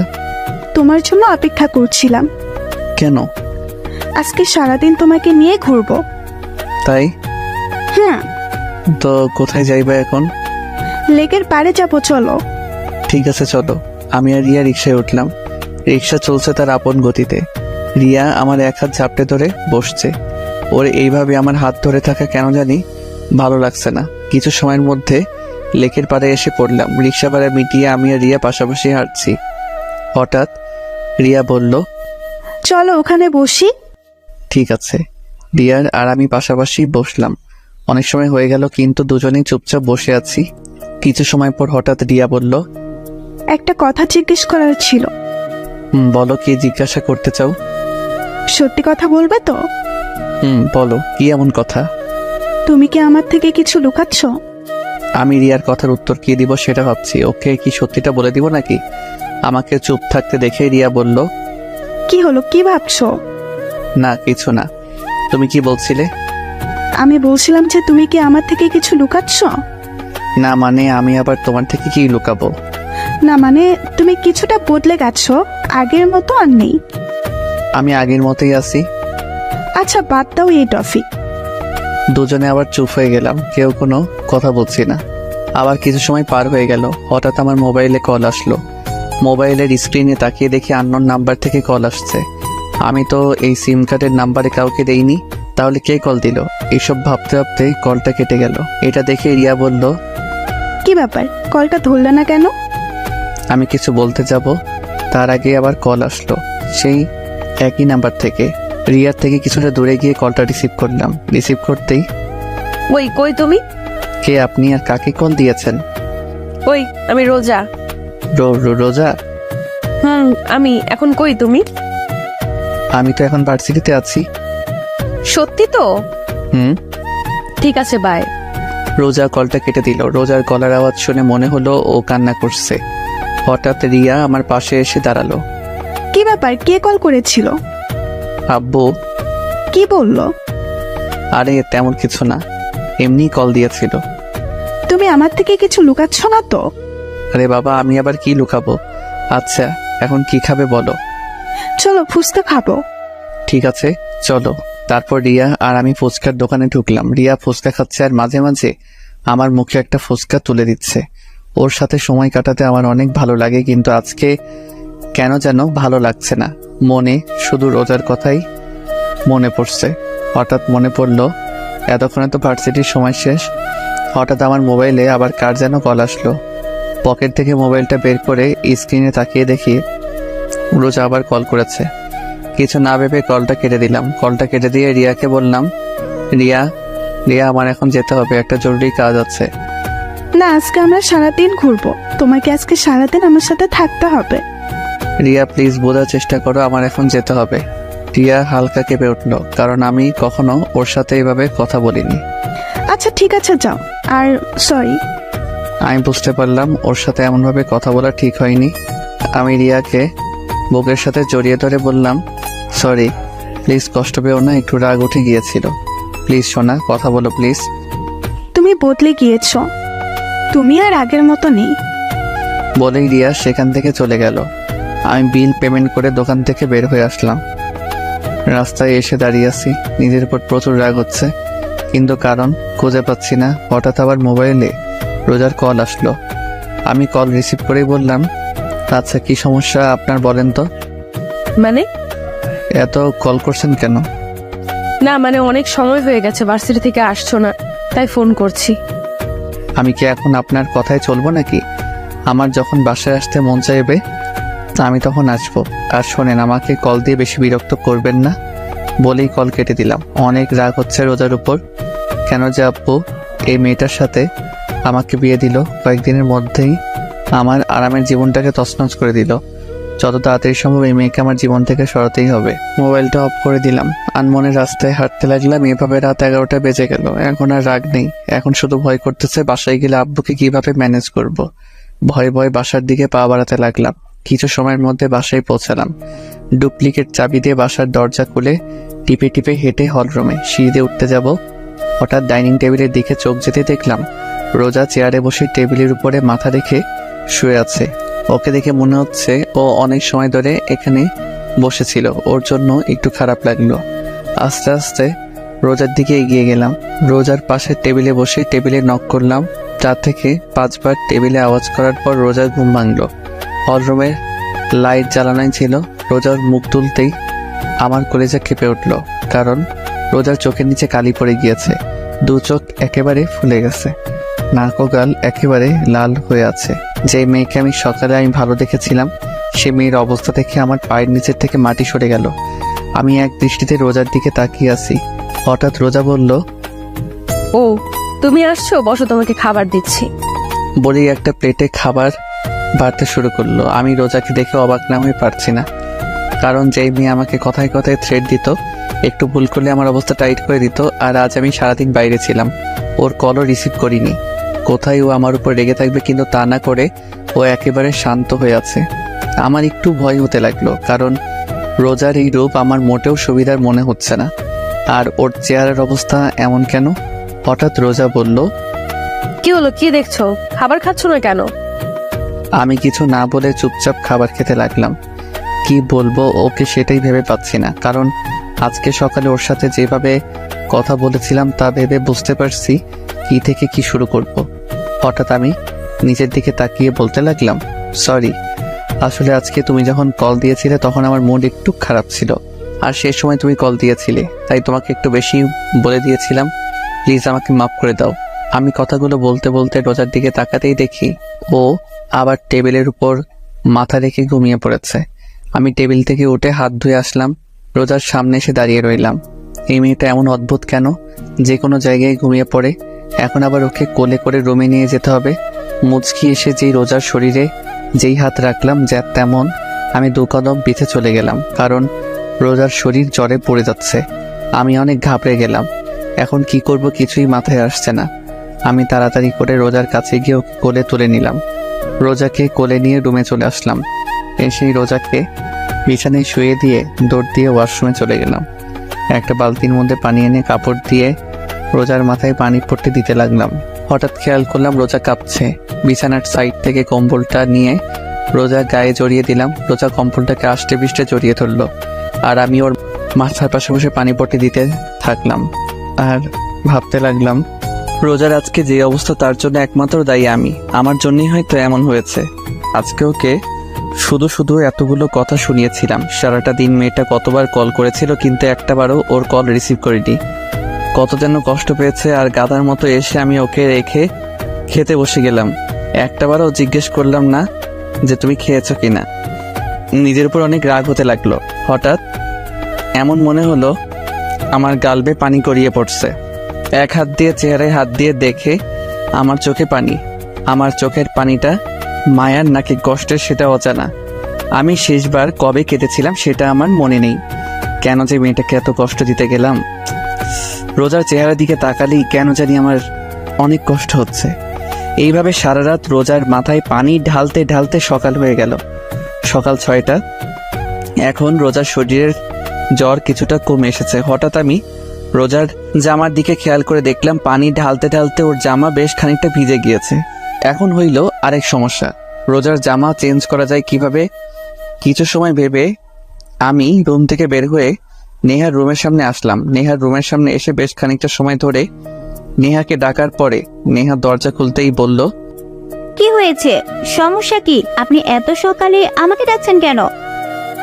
নেহা আমার সাথে এতটুকু বলেই চুপ হয়ে গেলাম, কারণ আমার বোন আমাকে আপনি করে বলছে। কি হলো বোন, তুই আমাকে আপনি করে বলছিস কেন? নেহা এক ঝটকায় হাতটা সরিয়ে নিয়ে আমার থেকে 2 কদম পিছে গিয়ে বলতে লাগলো, আমার ইচ্ছা আমি কাকে কি বলে রাখবো। আর আপনি আমার ভাই না, আমি আপনার কোনো বোন না। আমি অবাকের উপর অবাক হচ্ছি, কারণ কি এমন হয়েছে যার কারণে নেহা আমার সাথে এমন ব্যবহার করছে? কেন জানি ওর কথাগুলোয় আমার ভিতরে কেমন যেন ব্যথা অনুভব হতে লাগলো। হঠাৎ নেহা আমার মুখের সামনে চুটকি বাজিয়ে বলল, কি হলো, আপনি কেন এসেছেন এখানে? রোজার। কি হয়েছে ভাবি, কি বলেন, কি হয়েছে ভাবি? আমি কিছু বলার আগে নেহা আমাকে পাশ কাটিয়ে আমার রুমের দিকে দৌড় দিল। আমি দাঁড়িয়ে না থেকে নেহার পিছনে পিছনে গেলাম। নেহার রুমের ভিতর ঢুকে রোজার অবস্থা দেখে আমার দিকে রাগী দৃষ্টিতে তাকালো। ও এমনভাবে আমার দিকে তাকালো যে আমি কোনো জেলের আসামি। নেহা আমার সামনে এসে বলল, কি করেছেন আপনি ভাবির সাথে? রাতে আমি আর রোজা খাবার টেবিলে বসেছিলাম, আমি খাবার খাচ্ছি। হঠাৎ দেখি রোজা কিছুটা কাঁপছে, কিন্তু আমি ভেবেছিলাম হয়তো এমনই। তারপর হাত ধুয়ে এসে যখন ওর ঢাক দিলাম কিন্তু উঠল না। ওর শরীরের হাত দিয়ে দেখি ওর শরীরে প্রচুর জ্বর এসেছে। তারপর ওকে রুমে নিয়ে এসে পানি পট্টি দিতে দিতে ওর জামা ভিজে গিয়েছে, তাই তোকে ডাক দিয়েছি। আচ্ছা, ভাবি কি আপনাকে কিছু বলেনি? না একবারও কি রুমের অবস্থা দেখেছেন? না, রুমে আবার কি হবে? এটুকু বলেই পুরো রুমের দিকে তাকাতেই দেখলাম আমার রুমটা এমন দেখাচ্ছে যে রুমের ভিতরে কোনো বড়সড় টর্নেডো এসেছিল। রুমের প্রত্যেকটা জিনিস ভেঙে ফেলেছে, এমনকি খাটের উপর দেয়ালে আমার বড় একটা ছবি ঝোলানো ছিল সেটাও ভেঙে ফেলেছে। আমি নেহার দিকে তাকাতেই নেহা বলল, এগুলো সব আপনার জন্য হয়েছে। আমি যেই কিছু বলতে যাব তার আগে নেহা আমাকে ধাক্কা দিয়ে রুম থেকে বের করে দিল। আমি রুমের বাইরে দাঁড়িয়ে ভাবতে লাগলাম রোজা কেন ভেঙেছে সবকিছু। ওর কলনা ধরায় কি ও রেগে গিয়ে এগুলো করেছে নাকি অন্য কোনো কারণে? এইভাবে কিছু সময় যাওয়ার পর নেহা রুমের দরজা খুলল। আমি রুমের বাইরে দাঁড়িয়েছিলাম। নেহা আমার সামনে এসে বলল, ভাইয়া, কালকে যদি তুই ভাবির সাথে মিথ্যা কথা না বলতি তাহলে আজকে এমনটা হতো না। কালকে দুপুর থেকে ভাবি কিছু না খেয়ে বসেছিল তোর জন্য, আর তুই বদলে গিয়েছিস ভাইয়া। বলেই নেহা চলে গেল। আমি চুপচাপ দাঁড়িয়ে থাকলাম, আর মাথায় শুধু একটা কথাই আসছে, তাহলে কি রোজা জানতো যে আমি ভার্সিটিতে না গিয়ে রিয়ার সাথে ঘুরতে গিয়েছিলাম, আর কাল থেকেও কিছু না খেয়ে বসেছিল, আর আমি নিজের প্রতি নিজের খুব রাগ হতে লাগলো। কিন্তু এত কিছু হয়ে যাওয়ার পরেও রোজা আমার সাথে রাগে কেন কথা বলল না কেন? আমি রুমের ভিতর আসতেই দেখলাম রোজা ঘুমিয়ে আছে। ওর চেহারা একেবারে শুকিয়ে গিয়েছে, চোখের নিচে কালি জমে গিয়েছে। আমি গিয়ে রোজার পাশে বসলাম, আর এক দৃষ্টিতে ওর চেহারার দিকে তাকিয়ে রইলাম। সকাল 8টার দিকে রোজার ঘুম ভাঙলো। ও চেয়ে দেখে আমি ওর দিকে এক দৃষ্টিতে তাকিয়ে আছি। রোজাও কিছু না বলে চুপচাপ আমার চোখের দিকে তাকিয়ে আছে।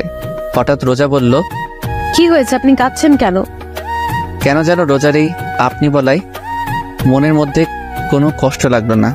এমন মনে হচ্ছে আমি আপনি করে বলারই প্রাপ্য। আমি কিছু না ভেবে রোজাকে দুহাত দিয়ে আমার বুকের সাথে চেপে ধরলাম। আমি আজ প্রথমবার রোজাকে নিজের ইচ্ছায় বুকের সাথে জড়িয়ে ধরলাম। রোজা একেবারে চুপ হয়ে আছে, কিছুই বলছে না, এমনিও কোনো নড়াচড়াও করছে না। ওর এইভাবে চুপ করে থাকা আমি মেনে নিতে পারছি না। প্লিজ আমাকে মাফ করে দাও। আমি কালকে তোমার সাথে মিথ্যা কথা বলতে চাইনি, ভয়ে ছিলাম যদি তোমাকে সত্যি কথা বললে যদি তুমি রাগ করতে, তাই। কিন্তু এখন মনে হচ্ছে তোমাকে সত্যি কথা বলে দেওয়াটাই উচিত ছিল। প্লিজ আমাকে মাফ করে দাও কালকে তোমার সাথে বাজে ব্যবহার করার জন্য। তোমাকে একটা কথা বলবো, তার সত্যি সত্যি উত্তর দিবে।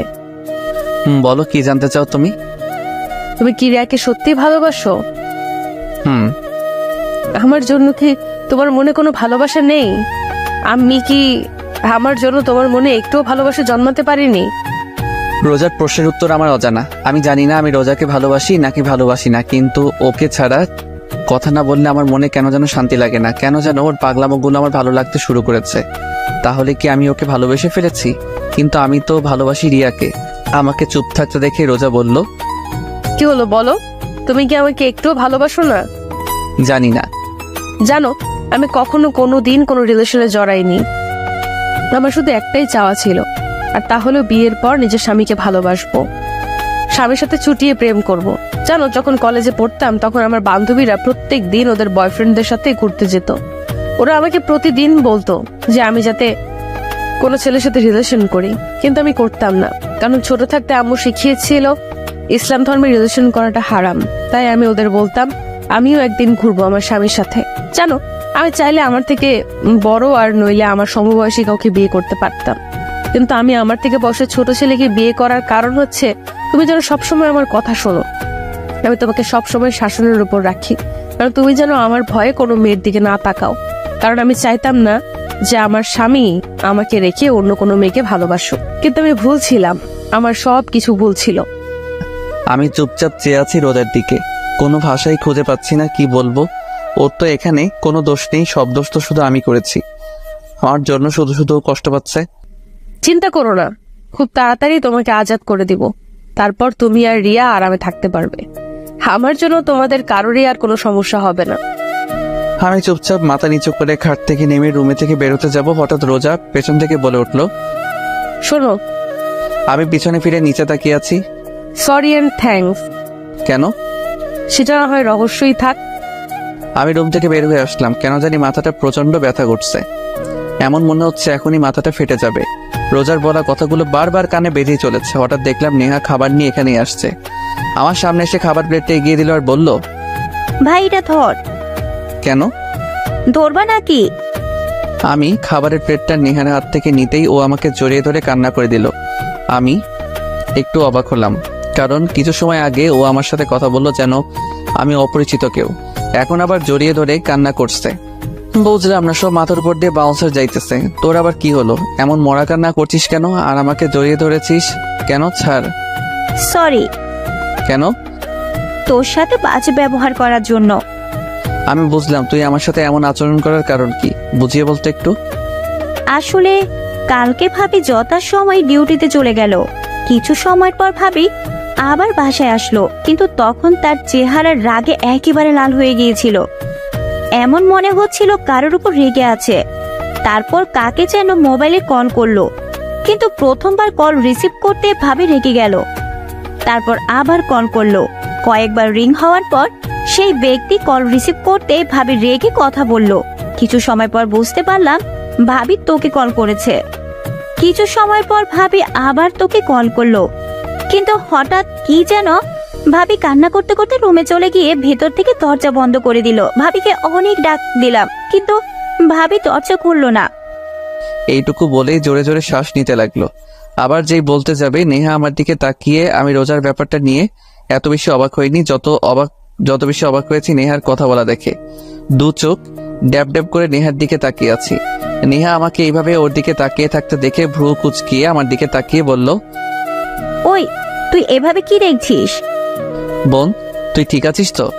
কেন, আবার কি হবে? না মানে আমার মনে হচ্ছে তোর জিনের আঁচল লাগছে, কারণ তুই এত কথা বলা কোথা থেকে শিখেছিস? সব সময় তোর ফাজলামি না করলে ভালো লাগে না। নেহার কথা শুনে জোরে জোরে হাসতে লাগলাম। আমার হাসি দেখে নেহা হেসে উঠল। ভাইয়া, এখন আর বেশি কথা না বলে ভাবির কাছে যা। ঠিক আছে। আর আব্বু আম্মু কি রোজার শরীর ভালো না তা জানে? আব্বু আম্মু তো বাসায় নেই। কেন, কোথায় গিয়েছে? গতকাল সকালে নানিদের বাসায় গিয়েছে, আর আজকে শুক্রবার তাই কালকে চলে আসবে। ও ঠিক আছে, তুই নাস্তা করে নিস। ঠিক আছে। বলেই চলে গেল। আমি আবার ঘুরে রুমের দিকে আসতে লাগলাম। রুমের সামনে এসে দেখলাম রোজা যা যা ভেঙেছিল তা পরিষ্কার করছে। আমি প্লেটটা খাটে রেখে রোজার পিছনে গিয়ে বললাম, কি করছো তুমি? হঠাৎ আমার কথা শুনে রোজা কিছুটা কেঁপে উঠল। রোজার পিছনে তাকিয়ে বলল, কালকে তো এইগুলো আমি ভেঙেছিলাম, তাই পরিষ্কার করছি। তুমি কি আমার সাথে ফাইজলামি করছো? কেন, আমি আবার কি করলাম? কেন তুমি জানো না তোমার শরীর খারাপ? হ্যাঁ, তারপরও কেন এগুলো করছো? রোজা মুখের কোণে একটা হাসি রেখা ফুটে উঠল। তাহলে এগুলো করবে কে? সেটা তোমার জানার প্রয়োজন নেই, তাই খাবার খেয়ে নাও। রোজা উঠে চুপচাপ গিয়ে খাটে বসে থাকলো, খাবার না খেয়ে আমার চেহারা দিকে তাকিয়ে আছে। আমি রোজার সামনে গিয়ে বললাম, কি হলো, খাবার খাচ্ছ না কেন? খাবার খেতে মন চাচ্ছে না। সেটা না হয় বুঝলাম, কিন্তু আপনার কেন খেতে মন চাচ্ছে না? জানি না। আমি খাবারের প্লেট হাতে নিয়ে বললাম, ফাইজলামি বাদ দেন, আর এখন চুপচাপ খাবার খাবেন, আমি আর কোনো কথা শুনতে চাই না। আমি রোজাকে খাইয়ে দিচ্ছি আর রোজা চুপচাপ খেয়ে যাচ্ছে। ওর চেহারা দেখে বোঝা যাচ্ছে ও এটাই চাইছিল যে আমি ওকে নিজের হাতে খাইয়ে দেই। ভাইবেন না যে আমি আপনাকে ভালোবাসি তাই খাইয়ে দিচ্ছি। আমি চাই না আমার জন্য কেউ না খেয়ে থাকুক, তাই আপনাকে খাইয়ে দিচ্ছি। রোজা কিছুই বলল না, চুপচাপ খেয়ে যাচ্ছে। রোজাকে খাইয়ে জ্বরের ওষুধ খাইয়ে দিয়ে বিছানায় শুয়ে দিলাম। ও শুধু চুপচাপ দেখে যাচ্ছে। পুরো রুম গোছানো শেষ হলো 12:30টায়। গোসল করে নামাজের জন্য রেডি হয়ে বেরিয়ে পড়লাম। কিছু সময় পর নামাজ পড়ে মসজিদ থেকে বের হয়ে আসলাম। এখন হলো আরেক সমস্যা, মাথা ব্যথা প্রচন্ড বেড়ে গেছে। সারা রাত জেগেছিলাম, আবার সকালে নাস্তাও করিনি, পুরো শরীর ক্লান্ত লাগছে। কোনো রকমে বাসায় আসলাম, কারোর সাথে কোনো কথা না বলে চুপচাপ রুমে এসে শুয়ে পড়লাম। এক ঘুমে বিকাল 5টায় রোজার ডাকে ঘুম ভাঙলো। কি হলো, আর কত ঘুমাবে? ওঠো। আমি উঠে ওয়াশরুমে চলে গেলাম। ফ্রেশ হয়ে এসে আবার বিছানার উপর শুয়ে পড়লাম। কিছুক্ষণ পর রোজা আবার রুমে আসলো খাবার নিয়ে। আমাকে আবার ঘুমিয়ে থাকতে দেখে আবার আমার কাছে এসে বলল, এই কি হলো, আবার ঘুমিয়ে পড়লা কেন? আমি উঠে বসলাম। প্লিজ দেখো, আমার ভালো লাগছে না, মাথা ব্যথা করছে, আমি এখন ঘুমাবো। ঠিক আছে, খাবার খেয়ে ঘুমিয়ে পড়ো। আমার এখন খাবার খাওয়ার মুড নেই, আমি এখন ঘুমাবো। যেই শুতে যাব। ওই তোকে আমি শুতে বলছি। রোজার চিৎকার শুনে আমার ঘুমানোর স্বাদ মিটে গেছে। আমি বসে আছি আর রোজা আমাকে খাইয়ে দিচ্ছে।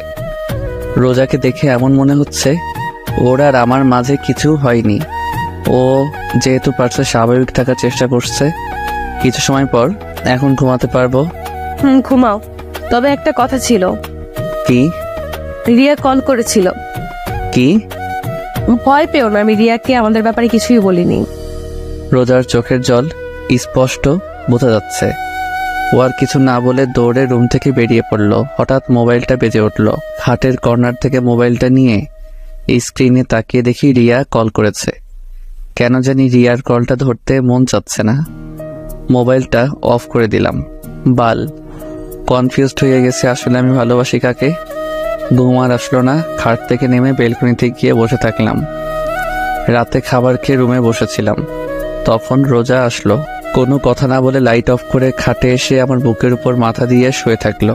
রোজার এমন কাজে আমি বেশ অবাকই হচ্ছি। হঠাৎ রোজা বলল, একটা প্রশ্ন করি। আমি যখন না থাকবো তখন কি তুমি আমাকে মিস করবা? আমি কিছু বললাম না, চুপচাপ চোখ বন্ধ করে শুয়ে থাকলাম। ঘুমিয়ে পড়েছো? নিশ্চুপ। রোজা শুধু ফুপিয়ে ফুপিয়ে কাঁদতে লাগলো। এক সময় ও কান্না করতে করতে ঘুমিয়ে পড়ল। আমি রোজাকে আমার বুকের সাথে খুব শক্ত করে জড়িয়ে ধরলাম। কেন জানি এই মেয়ের চোখের পানি আমার সহ্য হয় না। আমি রোজাকে আমার বুকের সাথে খুব শক্ত করে জড়িয়ে ধরে বলতে লাগলাম, জানো রোজা, আমি রিয়ার সাথে 3 বছর ধরে রিলেশনে আছি, কিন্তু আমার কখনো মনে হয়নি যে রিয়া আমাকে আসলেই ভালোবাসে। সবসময় এমনই মনে হতো আমাকে ব্যবহার করছে, কিন্তু এখন কেন জানি রিয়ার কথা আর মনে হয় না। মনটা চাই শুধু তোমার কাছে থাকি সব সময়। তুমি যখন আশেপাশে না থাকো তখন কেমন যেন নিঃস্ব লাগে। এখন কেন যেন তোমার রাগ, অভিমান, থ্রেট সবকিছু ভালো লাগে। আমি তোমাকে ভালোবাসি রোজা, অনেক অনেক ভালোবাসি। কথাটা বলতে আমার হার্টবিট কয়েক গুণ গতিতে লাফাতে শুরু করলো। রোজা চুপচাপ আমার বুকের উপর শুয়ে আছে। জানি না ও আমার কথাগুলো শুনেছে নাকি। আমি রোজার কপালে একটা চুমু এঁকে দিলাম। কিছু সময়ের মধ্যে রোজাকে বুকের সাথে জড়িয়ে ধরে ঘুমিয়ে পড়লাম। সকালে সবাই একসাথে নাস্তা করছি। আব্বু আম্মু খুব সকালেই বাসায় এসে পড়েছে। হঠাৎ রোজা আব্বুকে উদ্দেশ্য করে বলল, আব্বু। মা বলো। আব্বু, আমি কিছুদিনের জন্য বাসায় যেতে চাই। রোজা কথাটা বলতে আব্বু আম্মু নেহা আমার দিকে তাকিয়ে আছে। সবার চাওয়ার ধরন দেখে আমার গলা দিয়ে আর খাবার নামলো না। পানি খেয়ে সবাইকে উদ্দেশ্য করে বললাম, তোমরা সবাই আমার দিকে এইভাবে তাকিয়ে আছো কেন? আজকে কি আমাকে একটু বেশি সুন্দর দেখাচ্ছে? কেন মা, এই গাধাটাই কি কিছু বলেছে? কিছু বললে আমাকে বলো, দেখো ওকে কি করি। আমি আহত দৃষ্টিতে আব্বুর দিকে তাকিয়ে আছি। আসলে কি ওনারা আমার বাবা মা, নাকি আমাকে রাস্তা থেকে কুড়িয়ে এনেছে? না, উনি কিছু বলেনি। আসলে আব্বু আম্মুকে অনেকদিন ধরে দেখতে মন চাচ্ছে, তাই ভাবলাম কয়েকদিনের জন্য দেখে আসি। ঠিক আছে যাও, আর এই গাধাটাকেও সাথে করে নিয়ে যাও। না, উনি বললো যাবে না, ওনার কি যেন কাজ আছে। আমি একটু অবাক হলাম রোজার কথায়। বেকার ছেলের আবার কাজও আছে, সারাদিন খায় আর ঘুরে বেড়ায়, এখন বলছে তার নাকি কাজও আছে। আমার দিকে তাকিয়ে বলল, এখন আর নিতে পারতেছি না। আব্বুর কথা শুনে মন যাচ্ছে কেঁদে দেই। আমি কিছু না বলে ওখান থেকে উঠে রুমে চলে আসলাম। রুমে এসে একটা কথাই ভাবতে লাগলাম, রোজা আব্বু আম্মুর কাছে মিথ্যা কথা বলল কেন? কিছু সময় পর রোজা রুমে আসলো। আমার দিকে না তাকিয়ে ওর জামা প্যাক করতে লাগলো। ওরে অবহেলা আমার সহ্য হচ্ছে না। আমি খাট থেকে নেমে রোজার পিছনে গিয়ে দাঁড়ালাম। রোজা, বাসায় কেন যাচ্ছ? বললাম তো আব্বু আম্মুর কথা খুব মনে পড়ছে, তাই দেখা করতে চাচ্ছি। কয়দিন থাকবা? জানি না। বলেই ঘুরে আবারও ওর কাজ করতে লাগলো। আমি তোমার সাথে আসি। রোজা আমার দিকে তাকিয়ে একটু রাগী লোক নিয়ে বলল, না, কেন? তুমি যদি আমার সাথে আসো তাহলে রিয়া কি সময় দিবে কিভাবে? তাই তোমার আমার সাথে আসার কোনো প্রয়োজন নেই। এই মেয়ে এত জেদি কেন বুঝলাম না। কিভাবে যে বলি ওকে ছাড়া আমি থাকবো কিভাবে? হঠাৎ রোজা বলল, রুম থেকে বের হও, কেন? আমি জামা চেঞ্জ করব। ও মাথা নত করে রুম থেকে বের হয়ে আসলাম। কিছু সময়ের মধ্যে রোজা রেডি হয়ে নিচে এসে সবার থেকে বিদায় নিয়ে বেরিয়ে পড়ল। আব্বু ড্রাইভারকে বলে দিয়েছে রোজাকে পৌঁছে দিতে। রোজা চলে গেল, কিন্তু একবারও আমার দিকে তাকালো না। আমি রুমে এসে দরজা লাগিয়ে বেলকনিতে এসে দাঁড়িয়ে থাকলাম। রোজাকে ছাড়া কেমন যেন খালি খালি লাগছে। কোনোভাবে রাত পর্যন্ত সময় কাটালাম, কিন্তু এখন আর ভালো লাগছে না। মন চাচ্ছে রোজার সাথে কথা বলতে, কিন্তু কি বলবো তা ভেবে পাচ্ছি না। রাত 10টায় মাথায় একটা আইডিয়া আসলো। একটু ভয়ে ভয়ে রোজাকে কল দিলাম। একবার রিং হতে রিসিভ করলো, এমন মনে হচ্ছে মোবাইলের সামনে বসেছিল। হ্যালো। বলো, কেন কল দিয়েছো? এমন মনে হচ্ছে আমি আমার এক্সকে কল দিয়েছি। ডিনার করেছেন? এটা জানার জন্য কল দিয়েছো? না, মানে যা বলার জন্য কল দিয়েছিলাম তা ভুলে গিয়েছি। ঠিক আছে, তাহলে রাখলাম। বলেই কল কেটে দিল। বুঝলাম না এই মেয়েটা এত জেদি কেন। একটু কথা বললে কি এমন হয়ে যাবে? আর কেন ও আমার সাথে কথা বলবে? এখন পর্যন্ত কি আমি ওকে ভালোবেসে আগলে ধরেছি? না, একটাবার ওকে জড়িয়ে ধরে বলেছি যে আমি তোমাকে ভালোবাসি। না, একটাবার ওর সাথে ভালোভাবে কথা বলেছিলাম। যখন থেকে দেখা হয়েছে সেই দিন থেকে ওকে প্যারা ভেবেই চলেছি। যখন সামনে ছিল তখন ওকে দূরে পাঠাতে চাইতাম, আর এখনও দূরে চলে গিয়েছে। তাহলে আমার এমন কষ্ট হচ্ছে কেন? বেলকনিতে বসে রোজার কথা ভাবতে ভাবতে কখন যে ঘুমিয়ে পড়েছি মনে নেই। সকলে সূর্যের আলোয় ঘুম ভাঙল। ঘুম থেকে উঠে দেখলাম রাতে বেলকনিতেই শুয়ে পড়েছিলাম। ওয়াশরুম থেকে ফ্রেশ হয়ে এসে রোজাকে কল করলাম, কিন্তু ও কল রিসিভ করলো না। 4 থেকে 5 বার ট্রাই করার পরও ও রিসিভ করলো না। সকাল সকালই মনটা খারাপ হয়ে গেল। নিচে এসে সবার সাথে নাস্তা করতে বসলাম। চুপচাপ নাস্তা করে ভার্সিটির জন্য বেরিয়ে পড়লাম। কিছু সময়ের মধ্যে ভার্সিটিতে পৌঁছে গেলাম। ক্লাসরুমে এসে একেবারে লাস্ট বেঞ্চে গিয়ে বসলাম। একটু অবাক হলাম, আজকে হারামি 3টাকে দেখা যাচ্ছে না। হঠাৎ রিয়া সামনের বেঞ্চ থেকে উঠে এসে আমার পাশে বসলো। হাই, তুমি আমার কল রিসিভ করো না কেন? আস্তে আস্তে বলল, কারণ ম্যাডাম ক্লাস নিচ্ছেন। এখন ক্লাস করো, পরে কথা বলি। রিয়ার সাথে এখন কথা বলার কোনো ইচ্ছাই নাই। চলো না বাইরে যাই। আমি রিয়ার কথার কোনো উত্তর দিলাম না, চুপচাপ ক্লাস করতে লাগলাম। ক্লাস শেষ করে বাইরে এসে দাঁড়িয়ে আছি। পকেট থেকে মোবাইলটা বের করে স্ক্রিনে না তাকিয়েই নাইমকে কল দিলাম। কল রিসিভ করতেই বলল, ওই, তোমাকে বলেছি না আমাকে কল করবে না? ওই শালা, তুই আমার সাথে ফাইজলামি করছিস? ভালোভাবে কথা বলার তুই কোথায় এখন? ওই, তুমি গাঁজা সেবন করেছো নাকি? কি আবল তাবল বকছো? কাকে কল দিয়েছো? স্ক্রিনে একবার তাকিয়ে দেখেছো? কাকে আবার কল করব? আমার বন্ধু নাইমকে কথা বলতে বলতে স্ক্রিনে তাকিয়ে দেখি আমি ভুলে রোজাকে কল দিয়ে ফেলেছি। সো সরি, আসলে ভুলে কল গিয়েছে। আমি জানি তুমি ভুলে কল দিয়েছো নাকি নিজ ইচ্ছায় কল দিয়েছো। আরে বললাম তো ভুলে কল চলে গিয়েছে। আর আপনি কথা এমন বাড়াচ্ছেন কেন? কি আমি কথা বেড়াচ্ছি? আরে তোর মতো ছেলেদেরকে আমার চিনা আছে। নিজ ইচ্ছায় কল দিয়ে বলে ভুলে চলে গিয়েছে। ঢং করছিস তুই আমার সাথে? দেখো, তুমি ভুল বুঝতেছো। তোমার সাথে কথা বলার আমার কোনো ইচ্ছাই নেই, আর আমার অনেক কাজ আছে। আর ভালোভাবে কথা বলো, তুই করে কিন্তু আমিও বলতে পারি। বাহ, বেকার ছেলের আবার কাজও আছে। কলটা কেটে দিলাম। প্রচুর রাগ উঠতেছে। যে কোনোভাবে এই বেকার নামের ট্যাগটা সরাতে হবে। রোজার বলা কথাগুলোই প্রচুর রাগ উঠতেছে। বললাম যে ভুলে কল চলে গিয়েছে, তা না শুনে টুইটাই শুরু করে দিয়েছে। রিয়া পিছন থেকে অনেকবার ডাকতেছিল, কিন্তু ওর সাথে কোনো কথা না বলে ক্যাম্পাস থেকে বের হয়ে আসলাম। এখন উদ্দেশ্য হচ্ছে চৌধুরী ইন্ডাস্ট্রিজ। কিছু সময়ের মধ্যে পৌঁছে গেলাম। কোম্পানির ভিতরে ঢুকে আব্বুর কেবিনের দিকে যাচ্ছি। হঠাৎ আব্বুর প্রিয়ে শামসুল হক, বয়স 47 হবে, সামনে এসে বলল, আরে বাবা, কেমন আছো? উনি আমার বড়, তাই স্যার ডাকতে মানা করেছি। তাই উনি আমাকে বাবা বলে ডাকেন। আঙ্কেল, আমি ভালো আছি, আপনি কেমন আছেন? আর আব্বু কি কেবিনে? আমিও ভালো আছি। আর বড় স্যার তো এখন একটা ইম্পর্টেন্ট মিটিংয়ে আসেন। তুমি কেবিনে বসো, আমি বড় স্যারকে বলছি। আমি ওনার সাথে আর কোনো কথা না বলে মিটিং রুমের দিকে এগোচ্ছি। রুমের দরজা খুলে ভিতরে ঢুকে দেখলাম আব্বু আসলে অনেক ইম্পর্টেন্ট একটা মিটিং করছিল, কারণ অনেক লোক ছিল রুমে। সবাই আমার দিকে তাকিয়ে আছে। আব্বু, তোমার সাথে কথা ছিল। কেবিনে গিয়ে একটু ওয়েট করো, মিটিং শেষ পর্যায়ে। আব্বু, তোমার সাথে জরুরি কথা আছে। আব্বু একটু অবাক হলো, তারপর কিছু না বলে মিটিং রুম থেকে বের হয়ে তার কেবিনে আসলাম।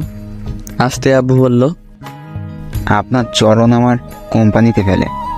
আমার কোম্পানিটা ধন্য হওয়া। তুমি কি আমার সাথে মজা নিচ্ছ? আচ্ছা বলো, কি তোমার এমন জরুরি তলব যার জন্য মিটিং রুম থেকে নিয়ে আসলে? কিছুদিন আগে তুমি আমাকে যে অফারটা দিয়েছিলে সেটা কি এখনো আছে? কোনটার কথা বলতেছ? যেটা এখন তোমার মাথায় চলছে। আমার মাথায় এখন চলছে সেই 6 মাস আগের ঘটনা, যেটা তুমি অফিসের প্রথম দিনেই করেছিলে। 6 মাস আগে আমি কি এমন করেছিলাম? ফ্ল্যাশব্যাক। আমি, নেহার আব্বু আম্মু বসে সকালে নাস্তা করছিলাম। হঠাৎ আব্বু বলল, নীল। আমি খাওয়া বাদ দিয়ে আব্বুর দিকে তাকিয়ে আছি আর মনে মনে দোয়া করছি, কারণ আব্বু যতদিন আমাকে খাবার টেবিলে ডেকেছে কোনো না কোনো বাস আমি অবশ্যই পেয়েছি। হঠাৎ নেহা আমাকে হালকা ধাক্কা দিয়ে বলল, ওই ভাইয়া, কি ভাবছিস? বেশি কিছু না, আব্বু আমাকে কোন বাস দিবে সেটা পরিকল্পনা করতেছি। কি বললি? না, কিছু না। নীল, আজকে তুমি আমার সাথে অফিসে যাইবা। ও, শুধু আজকেই? এটা কোনো ব্যাপার না। আজকেই না, শুধু প্রত্যেকদিন যেতে হবে। মার্ডাল, আব্বু প্লিজ এই অত্যাচার আমার উপরে করো না।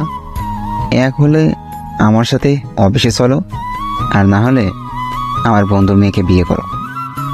বলেই আবার খাবার খেতে লাগলো। আমি তো তোমার সব বন্ধুদের চিনি, কিন্তু তাদের কারোর তো কোনো মেয়ে নেই, আর থাকলে তাদের বিয়ে হয়ে গিয়েছে। তুমি আমার এক বন্ধুকে এখন পর্যন্ত দেখোনি, কারণ ওরা এখানে থাকে না। এখন বলো, অত্যাচার সহ্য করবে নাকি বিয়ে করবে?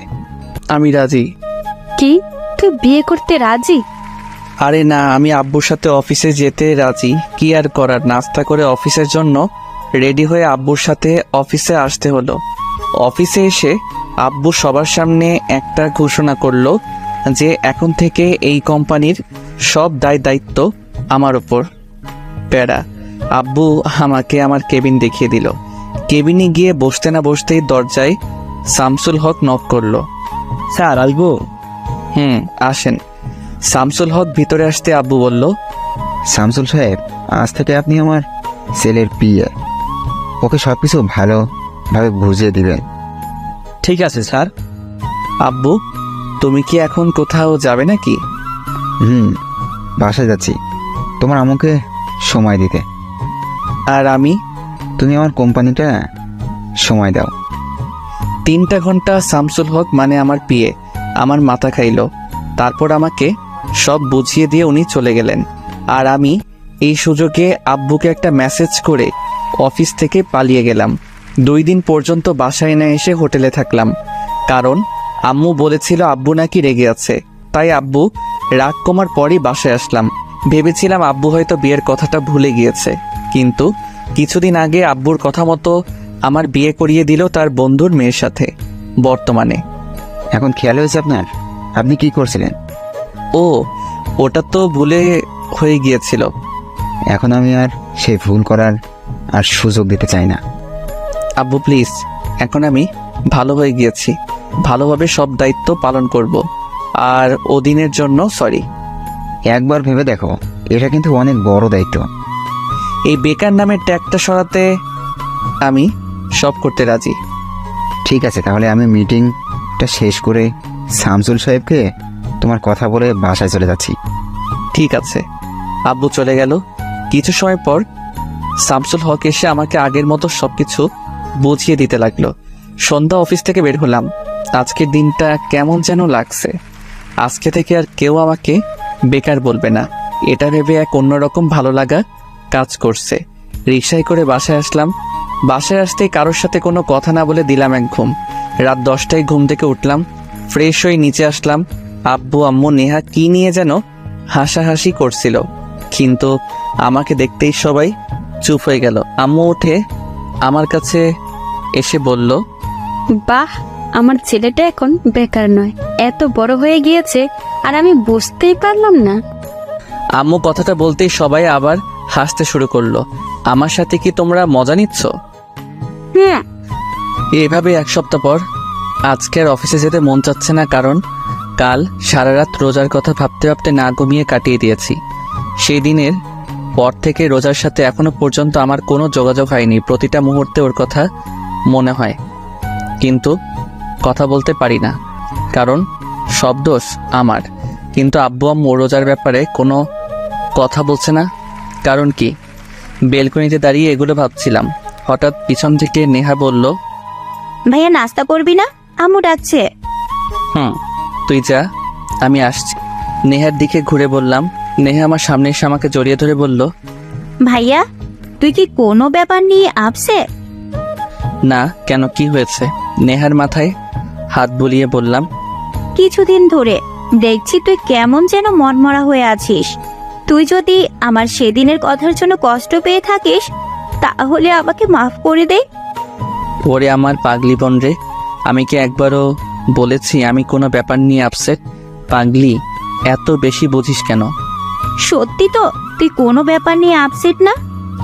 না। তাহলে একটা কথা বলি। এতক্ষণ যাবত তো বকবক করেই যাচ্ছিস, এখন একটা কথা বলতে আবার পারমিশন লাগে? আয় না, আজকে বিকেলে কোথাও ঘুরতে যায়। আমি নেহার কথা শুনেও না শোনার ভান করে দৌড়ে রুম থেকে বের হয়ে নিচে চলে আসলাম। আর নেহা আমার পিছন পিছন দৌড়ে চলে আসলো। আব্বু আগেই অফিসে চলে গিয়েছে, তাই আমি, আম্মু আর নেহা একসাথে নাস্তা করছি। নেহা বকবক করেই যাচ্ছে। আম্মু, ওকে কিছু বলো না প্লিজ। আম্মু, ওকে বলো না আমাকে ঘুরতে নিয়ে যেতে। আমাকে তোদের ভাই বোনের ঝগড়ায় জড়াইয়া দিবি না, তোদেরটা তোরাই সমাধান কর। তুই আমার সাথে যাবি কেন? তোর বয়ফ্রেন্ডের সাথে যা। শোন, আমার কোনো বয়ফ্রেন্ড নেই, আর বিয়ের আগে রিলেশন করা হারাম। আর বিয়ের পর আমার স্বামীর সাথে ঘুরবো, তোকে বলবো না। এখন বল, নিয়ে যাবি নাকি? নেহার কথাটা শুনতেই রোজার কথা মনে পড়ে গেল। ও পাগলি মেয়েটাও তো আমাকে প্রত্যেক দিন এই একই কথাই বলতো, কিন্তু আমি তখন ওর কথার কোনো মূল্য দিতাম না। ওই ভাইয়া, কি ভাবছিস? বল না, নিয়ে যাবি নাকি? আচ্ছা ঠিক আছে, নিয়ে যাব। এখন আমার মাথা না খেয়ে খাবার খা। বিকেলে আসর নামাজ আদায় করে বাড়িতে আসলাম। তারপর নেহাকে নিয়ে ঘুরতে বের হলাম। নেহার সাথে ঘুরতে ঘুরতে রাত 8টা বেজে গেল। হঠাৎ নেহা বলল, ভাইয়া, অনেক ক্ষুধা লেগেছে, রেস্টুরেন্টে চল। ঠিক আছে চল। নেহাকে নিয়ে একটা রেস্টুরেন্টে আসলাম। রেস্টুরেন্টে গিয়ে এক টেবিলের দিকে আমার চোখ আটকে গেল, কারণ রিয়া একটা ছেলের সাথে বসে আছে। আমি নেহাকে নিয়ে অন্য পাশ দিয়ে ঘুরে এসে রিয়াদের পিছনে টেবিলে বসলাম। এখান থেকে ওদের কথা স্পষ্ট শোনা যাচ্ছে।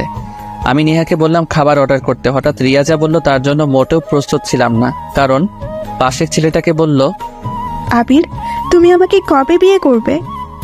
দেখো রিয়া, আমাকে আর কিছুদিন সময় দাও, আমি এখন একটু টেনশনে আছি। দেখো আবির, আমাকে ধোঁকা দিও না, কারণ আমার পেটে আমাদের দুজনের সন্তান আছে। প্লিজ যা করার তাড়াতাড়ি করো। রিয়ার কথা শুনে আমার মাথায় বাজ পড়ল। এই মেয়ের জন্য আমি রোজাকে এখন পর্যন্ত আমার বউ হিসেবে গণ্য করলাম না। ওর জন্য রোজাকে এত ভালোবাসার পরেও ওকে বলতে পারলাম না যে আমি তোমাকে ভালোবাসি রোজা। মনটা চাচ্ছে এই মেয়েকে কষে কয়টা থাপ্পড় দেই। তারপরেও রাগটাকে চেপে রাখলাম শুধু নেহার জন্য। তারপর খাবার অর্ডার করলাম, আর আমার পেট রিয়ার কথা শুনে বড় হয়ে গিয়েছে। কিছু সময় পর নেহাকে নিয়ে বাসায় চলে আসলাম। বাসায় আসতেই সোজা আমার রুমে চলে আসলাম। মাথা প্রচুর গরম হয়ে আছে। রাগ কমাতে না পেরে সোজা ওয়াশরুমে চলে এসে শাওয়ার ছেড়ে ভিজতে লাগলাম। আধা ঘন্টা যাবৎ ভিজার পরেও মাথা ঠান্ডা হচ্ছে না। আর রাগ কন্ট্রোল করতে না পেরে সোজা দেয়ালে 4-5টা ঘুষি মারলাম। হাতের প্রচণ্ড ব্যথায় মাথা কিছুটা ঠান্ডা হয়েছে। ঘন্টাখানেক ভিজার পরে ওয়াশরুম থেকে বের হয়ে আসলাম। বাম হাতটা প্রচণ্ড ব্যথা করছে, কিন্তু মনের কষ্টের কাছে এই হাতের ব্যথা কিছুই না। হঠাৎ মনে হলো আমি তো পকেট থেকে মোবাইল, মানিব্যাগ কিছুই বের করিনি। মাথাটা আবার নষ্ট হয়ে গেল। প্রচুর জিদ নিয়ে পকেট থেকে মোবাইলটা বের করলাম। মোবাইলটা হাতে নিয়ে দেখি একেবারে ভিজে গিয়েছে। মনে আল্লাহর নাম নিতে নিতে পাওয়ার বাটনে ক্লিক করতে দেখলাম মোবাইলে এখনো পর্যন্ত বেঁচে আছে। মানে মোবাইলে ওয়াটারপ্রুফ ছিল, তাই কিছু হয়নি। জামা কাপড় চেঞ্জ করে মোবাইলটা হাতে নিয়ে রোজাকে কল করলাম, কিন্তু আমার যে সুন্দর ভাগ্য, মন চাচ্ছে মোবাইলটাকে সুন্দরভাবে শরীরের প্রচণ্ড শক্তি দিয়ে ফ্লোরে এমনভাবে ছুঁড়ে মারি যেন শালাই টুকরো টুকরো হয়ে যায়। কিন্তু কি করবো, এটা রোজার দেওয়া প্রথম গিফট। এত বড় কোম্পানির মালিক, অথচ আমার মোবাইলে ব্যালেন্স শেষ। এক বালতি কষ্ট নিয়ে নেহার রুমে আসলাম। নেহা, তোর মোবাইলটা একটু দে তো। কেন? একটু দরকার আছে। নেহা আর কোনো কথা না বলে মোবাইলটা আমার দিকে বাড়িয়ে দিল। রোজার নাম্বারে 5-6 বার কল করলাম, কিন্তু ওর মোবাইল বন্ধ বলছে। শেষমেশ আর কোনো উপায় না পেয়ে আব্বু আম্মুর রুমে চলে এলাম। আম্মু, আসবো? আমি বলেছি না আমাদের রুমে আসতে পারমিশন নেওয়ার প্রয়োজন নেই। আচ্ছা, সরি। তো নবজাদা কি বলার জন্য আমাদের কাছে এসেছেন? আব্বু, আমি কালকে রোজাদের বাসায় যেতে চাই। আব্বু আম্মু চোখ বড় বড় করে আমার দিকে তাকিয়ে আছে। কি হলো, তোমরা এইভাবে তাকিয়ে আছো কেন? আব্বু আম্মু একসাথে বলল, না কিছু না। ঠিক আছে। একটা প্রবলেম আছে। কি প্রবলেম? আমি তো রোজাদের বাসা চিনি না। ও ঠিক আছে, আমি তোমাকে অ্যাড্রেস সেন্ড করে দিব। ঠিক আছে। আব্বু আম্মু রুম থেকে বের হয়ে রুমে চলে আসলাম। মাথাটা প্রচণ্ড ব্যথা করছিল, তাই ঘুমিয়ে পড়লাম। সকালে ঘুম থেকে উঠে বাম হাতের দিকে তাকিয়ে দেখলাম হাতটা কিছুটা ফুলে গিয়েছে। তারপর ব্যথাটাকে হজম করে নিয়ে ফ্রেশ হয়ে নাস্তা করে সবার সাথে বিদায় নিয়ে রওনা দিলাম নারায়ণগঞ্জ টু খুলনার উদ্দেশ্যে। সকাল 11টা, ড্রাইভ করছিলাম। হঠাৎ মোবাইলে রিয়ার কল আসলো। প্রচুর বিরক্তি নিয়ে ওর কলটা কেটে দিলাম। এক এক করে 6 বার কল করলো, আর 6 বারই আমি ওর কলটা কেটে দিলাম। হঠাৎ আবার ও কল দিল। এবার ওর কলটা রিসিভ করলাম।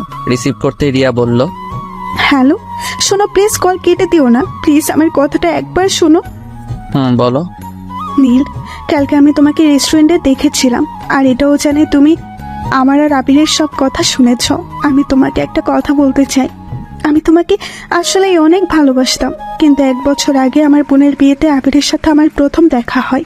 তারপর ওর সাথে কথা বলতে বলতে ওকে অনেক ভালোবেসে ফেলি। কাল রাতে আবির ওর বাবা মা আর আমার বাবা মার সাথে আমাদের সম্পর্কের কথা বলে, আর তারা রাজি হয়ে যায় আমার আর আবিরের বিয়ের জন্য। আর কিছুদিন পরে আমাদের বিয়ে। প্লিজ নীল, আমাকে মাফ করে দাও, আমাকে ভুলে যাও। আমি জানি তুমি আমাকে অনেক রিয়া, 1 মাস আগে আমার বিয়ে হয়ে গিয়েছে। আমার কথা শুনতে রিয়া একদম চুপ হয়ে গেল, কোনো আওয়াজ হচ্ছে না।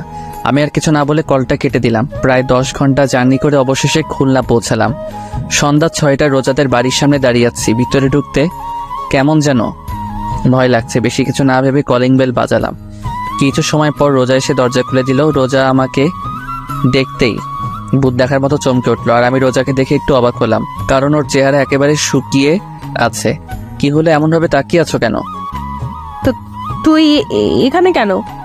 আমি এখানে কেন মানে? রোজা যেই কিছু বলতে যাবে তার আগে ভিতর থেকে রোজার আব্বু বলে উঠল, রোজা মা, কে এসেছে?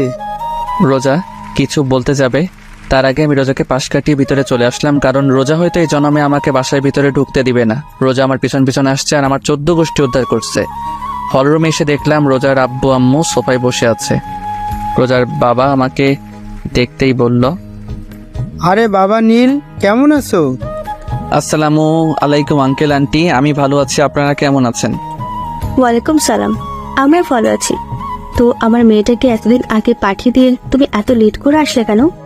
সরি আন্টি, আসলে একটু কাজ ছিল তাই আসতে একটু দেরি হয়ে গিয়েছে। আরে ছেলেটা মাত্র আসলো, ওকে একটু রেস্ট করতে দাও। ঠিক আছে রোজা মা, যা নীলকে রুমে নিয়ে যা। রোজা আমার পিছনে দাঁড়িয়েছিল। পিছনে ঘুরে রোজার দিকে তাকিয়ে আমি ভয় পেয়ে গেলাম, কারণ ও ভুরু কুচকিয়ে আমার দিকে তাকিয়ে আছে।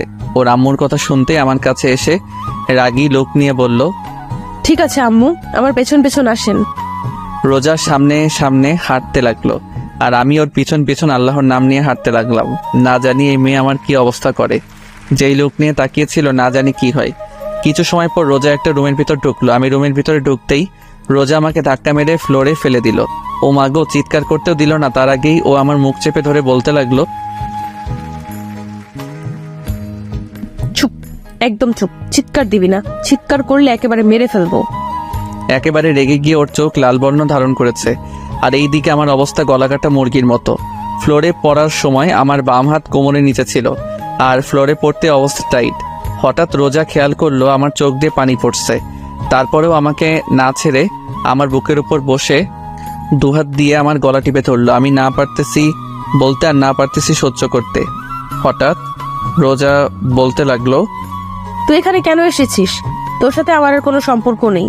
তুই এক্ষুনি এই বাসা থেকে বের হয়ে যাবি, না হলে তোকে একেবারে মেরে ফেলবো। যা তোর প্রেমিকার কাছে যা। এখানে এসেছিস কেন? কথাগুলো বলতে বলতে রোজা নিজেই কেঁদে ফেললো।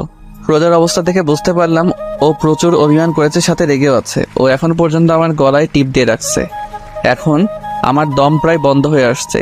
হঠাৎ রোজা আমাকে ছেড়ে দিয়ে আমার উপর থেকে উঠে বেলকনিতে চলে গেল।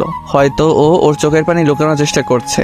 রোজা আমাকে ছাড়তে আমি গলা ধরে কাশতে লাগলাম, আর হাতের ব্যথা বলার মতো না। কিছু সময় পর আমি উঠে বেলকনির দিকে আসলাম। বেলকনিতে আসতে দেখলাম ও ফ্লোরে বসে কান্না করছে। আমি রোজার কাঁধে হাত রাখতেই ও কিছুটা কেঁপে উঠল। সরি, জানি একটা সরিতে তো আর সবকিছু ঠিক হয়ে যাবে না, তারপরে বললাম, তোর শরীর খেতায় আগুন, হাত সরা আমার শরীর থেকে। রোজা উঠে ওর রুম থেকে বাইরে চলে গেল। বুঝতে পারলাম ও প্রচুর পরিমাণে অভিমান করে আছে। এত সহজে ওর এই অভিমান ভাঙা সম্ভব না। আমি বেলকনিটা না থেকে রুমে আসলাম। এতক্ষণ যাবৎ আমি রোজার রুমে ভালোভাবে তাকাইনি। রোজার রুমটা দেখে বেশ অবাক হলাম। ওর রুমটা পুরো গোছানো, সবকিছু সুন্দর করে সাজানো হয়েছে। কিন্তু আমার অবাক হওয়ার কারণ এটা না। আমার অবাক হওয়ার কারণ হচ্ছে বাম পাশের পুরো দেয়ালে রোজার আর একটা মেয়ের ছবি লাগানো। মেয়েটা রোজার থেকে কিছুটা বেশি সুন্দর আর মায়াবীও। কিন্তু আমি যতটুকু জানি রোজার তো কোনো বোন নেই, তাহলে এটাকে। আমি ওয়াশরুমে চলে গেলাম ফ্রেশ হওয়ার জন্য। কিছু সময় হাতের কবজি পানিতে ভিজিয়ে রাখলাম, কারণ আগের তুলনায় এখন আরো বেশি ফুলে গিয়েছে। কিছু সময় পর ফ্রেশ হয়ে ওয়াশরুম থেকে বের হলাম। বের হতে দেখলাম রোজা খাটে বসে নাস্তা খাচ্ছে। রোজা যেন আমার হাতটা না দেখে, তাই কবজি পর্যন্ত পকেটে ঢুকিয়ে রাখলাম। রোজা শুধু সাপের মতো ফোঁস করতেছে আর খেয়েই যাচ্ছে। ওকে এইভাবে দেখে আমার ভয় করছে, আবার হাসিও পাচ্ছে, কারণ প্রচন্ড রাগের কারণে ওর নাক, গাল, চোখ একেবারে লাল হয়ে আছে। আমি রোজার সামনে গিয়ে বললাম, এত জিদ করলে তোমার ব্লাড প্রেশার বেড়ে যাবে। আমার শরীর, আমি যা মন চায় তা করব, তোর কি? আর তুই আমার বিছানায় বসেছিস কেন? বলেই আমাকে আবার ধাক্কা দিল আর আমি খাট থেকে সোজা ফ্লোরে পড়ে গেলাম। আর পড়তেই আমার জান যায় অবস্থা। একেবারে চুপ হয়ে রোজার দিকে তাকিয়ে, কান দিয়ে গরম হাওয়া বের হচ্ছে। রোজা আমার অবস্থা দেখে অদ্ভুত দৃষ্টিতে তাকিয়ে আছে। রাতে সবাই একসাথে ডিনার করলাম। কিছু সময় কথা বলে রোজার সাথে রুমে চলে আসলাম। রুমে আসতেই রোজা বিছানায় পুরো মাঝ বরাবর শুয়ে পড়ল আর আমি অসহায় দৃষ্টিতে দাঁড়িয়ে ওর দিকে তাকিয়ে আছি। অনেকক্ষণ হয়ে গেল, এখন আর দাঁড়িয়ে থাকা সম্ভব না, তাই সোফায় বসে পড়লাম। অনেক চেষ্টা করছি যেন ও একবার আমার দিকে তাকায়, কিন্তু তাকাচ্ছেই না। শেষমেশ আর কোনো জায়গা না পেয়ে সোফাতে শুয়ে পড়লাম। কখন যে ঘুমিয়ে পড়লাম বুঝতে পারলাম না। সকালে ঘুমিয়েছিলাম, হঠাৎ হাতে কেমন যেন ঠান্ডা ঠান্ডা অনুভব হচ্ছে, সাথে এমন লাগছে কে যেন কান্না করছে। হালকা চোখ খুলে দেখি রোজা আমার বাম হাতে বরফ ঘষে দিচ্ছে আর কান্না করছে। ও কান্না কেন করছে তা বুঝতে পারলাম না। হঠাৎ ও বলতে লাগলো, একবার শুধু ঘুম থেকে উঠে দেখো তোমাকে কি করি। আমাকে কাঁদাতে কি তোমার ভালো লাগে যে এত কাঁদাও? যখন থেকে আসছি তখন থেকে শুধু কষ্ট দিয়েই যাচ্ছ। আমাকে কষ্ট দিচ্ছ তা আমি মেনে নিলাম, কিন্তু তুমি নিজের হাতটার এই অবস্থা করলে কিভাবে? তাকে ধাক্কা দিয়ে ফেলে দিয়েছিলাম তার জন্য হয়েছে নাকি আবার? নাকি কালকে আসার সময় আবার ওনার অ্যাক্সিডেন্ট হয়েছিল নাকি? এতক্ষণ যাবৎ রোজা কেঁদে কেঁদে এগুলো বলেই যাচ্ছিল। হঠাৎ রোজা উঠে বেলকনির দিকে দৌড় দিল। বেলকনি থেকে গাড়ি পার্কিংয়ের জায়গা দেখা যায়। আমার জানা মতে ও আমার গাড়ি দেখতে বেলকনিতে গিয়েছে, যে আসলে আমার অ্যাক্সিডেন্ট হয়েছিল নাকি। কিছু সময় পর আবার এসে হাতে বরফ ঘষে দিতে লাগলো। রোজার কাণ্ড কারখানা দেখে আমার প্রচণ্ড হাসি পাচ্ছে, কিন্তু হাসতে পারছি না। ও যেই থ্রেড দিয়েছে আমি চোখ হালকা খুলে রেখেছিলাম। হঠাৎ রোজা আমার চোখের দিকে তাকালো, আর আমি সাথে সাথে চোখ বন্ধ করে ফেললাম। আমি মনে মনে ভাবছিলাম হয়তো দেখে ফেলেছে আমি জেগে আছি। হঠাৎ রোজা বলতে লাগলো, বুঝলাম না, এত ঠান্ডা বরফ তার হাতের মধ্যে লাগিয়ে রেখেছি, কিন্তু ঘুম ভাঙার নাম নিশানা নেই। সোফায় শুয়ে মরে গেল নাকি আবার? হঠাৎ আমার গলায় রোজার হাতের স্পর্শ পেলাম। আমি নিশ্চিত যে ও চেক করছে আমি বেঁচে আছি নাকি মরে গিয়েছি। আমি ওর এই কাজ দেখে আর ঠিক থাকতে পারলাম না, ফিক করে হেসে উঠলাম। আমি হাসতে গড়াগড়ি খাচ্ছি, আর রোজা আমার দিকে ভুরু কুচকিয়ে তাকিয়ে আছে। অনেক সময় হয়ে গেল, কিন্তু আমি এখনো পর্যন্ত হেসেই যাচ্ছি। এখন রোজার রাগ উঠে গেছে, ও দাঁড়িয়ে বলল, শয়তানটা মরে গেলেই ভালো হতো। বলেই রোজা রুম থেকে বের হয়ে গেল, আর আমি উঠে ফ্রেশ হতে ওয়াশরুমে চলে গেলাম। কিছু সময় পর ফ্রেশ হয়ে নিচে এসে সবার সাথে নাস্তা করে আবার রুমে চলে এলাম। রুমে এসে সোজা বেলকনিতে চলে এলাম। কিছু সময় পর রোজা রুমে আসলো। রোজাকে দেখে আমিও বেলকনি থেকে রুমে চলে আসলাম। রুমে আসতেই দেখলাম রোজা মুখ ফুলিয়ে খাটে বসে আছে। ওকে এইভাবে দেখতে অনেক কিউট লাগছে। এখন আর খাটে বসলাম না, যদি আবার ধাক্কা মেরে ফেলে দেয়। তাই সোফায় গিয়ে বসলাম, আর এক দৃষ্টিতে রোজার দিকে তাকিয়ে থাকলাম। রোজা অন্যদিকে মুখ ঘুরিয়ে নিল, কিন্তু কিছুক্ষণ পরপরই আমার দিকে তাকাচ্ছে। ওর এইভাবে তাকানো দেখে আমার অনেক ভালো লাগছে। আরও কিছু সময় তাকিয়ে থাকার পর হঠাৎ রোজা বলল, এই আপনি অযথা আমার দিকে তাকিয়ে আছেন কেন? রোজার এইভাবে কথা বলা অনেক মজা লাগছে, কারণ ও কিছুক্ষণ তুই করে বলে, কিছু সময় তুমি, আবার এখন আপনি করে বলছে। আমি ওকে রাগানোর জন্য বললাম, আপু আমি আপনার ছোট, তাই তুমি করে বললেই ভালো হবে। ব্যাস কাজ হয়ে গিয়েছে। রোজা তো তেলে বেগুনে জ্বলে উঠল। ওই আপু কাকে বললা? হ্যাঁ, তোমাকে আর কাকে বলবো, এখানে তো আর কেউ নেই। আজকে তোকে ছাড়বো না। বলেই খাট থেকে নেমে এসে আমার সামনে দাঁড়িয়ে আমার টি শার্টের কলার ধরে টেনে তুলে বলল, আমি তোর বোন লাগি কুত্তা? বউকে বোন বলতে তোর লজ্জা করে না? কিন্তু আমার বউ তো আমাকে ভালোবাসে না। কে বলছে আমি তোকে ভালোবাসি না? আমি তোকে অনেক ভালোবাসি। সত্যি। রোজা লজ্জায় লাল হয়ে গেল, আমার থেকে সরে গিয়ে বেলকনিতে চলে গেল। আমি রোজার পিছন পিছন বেলকনিতে চলে আসলাম। রোজা এক মনে আকাশের দিকে তাকিয়ে আছে। আমি রোজার পাশে দাঁড়িয়ে বললাম, সরি। কেন? আপু বলার জন্য। রোজা কিছু বলল না। আচ্ছা তোমাকে একটা প্রশ্ন করি, দেয়ালে তোমার সাথে যে মেয়েটার ছবি, সেই মেয়েটা কে? আমার বেস্ট ফ্রেন্ড ফারিয়া। ও বলেই বাইরে তাকিয়ে রইলাম। ও আর বেঁচে নেই। কি? কেন, কি হয়েছিল? রোজা যা বলল তার জন্য মোটেও প্রস্তুত ছিলাম না, কারণ ওকে কিছু লোক ধর্ষণ করে মেরে ফেলেছে। হোয়াট? 6 বছর আগে একদিন আমি, ফারিয়া, রুহি আর মিম কলেজ থেকে বাসার দিকে ফিরছিলাম। সেদিন ফারিয়ার বার্থডে ছিল, তাই আমরা বললাম আজকে একটু ঘুরে তারপর বাসায় যাব। তারপর আমরা তাই করলাম। 4 জন একসাথে রাস্তায় হাঁটতে লাগলাম আর একে অপরকে পচাতে লাগলাম। রাস্তাটা একটু নিরিবিলি ছিল, তত একটা মানুষ ছিল না। হঠাৎ ফারিয়া বলল, দোস্ত তোরা আইসক্রিম খাবি? আমরা রাস্তার যেই পাশে ছিলাম তার বিপরীত একটা পাশে একটা দোকান ছিল। ফারিয়া হনহন করতে করতে দোকানে চলে গেল, আর আমরা 3 জন ফারিয়ার কাছ থেকে হাসাহাসি করছিলাম। কিছু সময় পর ফারিয়া দোকান থেকে আইসক্রিম নিয়ে আমাদের কাছে আসছিল। যেই রাস্তা পারাপার করতে যাবে সেই সময় ওর সামনে একটা গাড়ি এসে থামলো। গাড়ি থেকে ফারিয়ার এক্স বয়ফ্রেন্ড আর ওর এক বন্ধু বের হয়ে এসে ফারিয়াকে জোর জবরদস্তি করে গাড়িতে উঠিয়ে আবার চলে গেল। আর আমরা 3 জন ওখানেই দাঁড়িয়েছিলাম। আমরা ভেবেছিলাম হয়তো ওরা প্র্যাঙ্ক করছে, কিন্তু 10 মিনিট পার হয়ে গেল, কিন্তু ফারিয়ার আসার কোনো নাম নেই। ওর মোবাইল ট্রাই করলাম, কিন্তু মোবাইল বারবারই বন্ধ বলছে। এখন আমাদের 3 জনের টেনশন হতে লাগলো, আর কিছু না ভেবে ফারিয়ার আব্বুর কাছে কল দিলাম। ফারিয়ার আব্বু ব্যবসায়ী ছিলেন, আর আম্মু স্কুল টিচার। কয়েকবার রিং হতেই কল রিসিভ করলো। তারপর তাকে পুরো ঘটনা খুলে বললাম। বিকেল 6টা পর্যন্ত সবাই ফারিয়াকে খুঁজেছি, কিন্তু কোথাও পাইনি।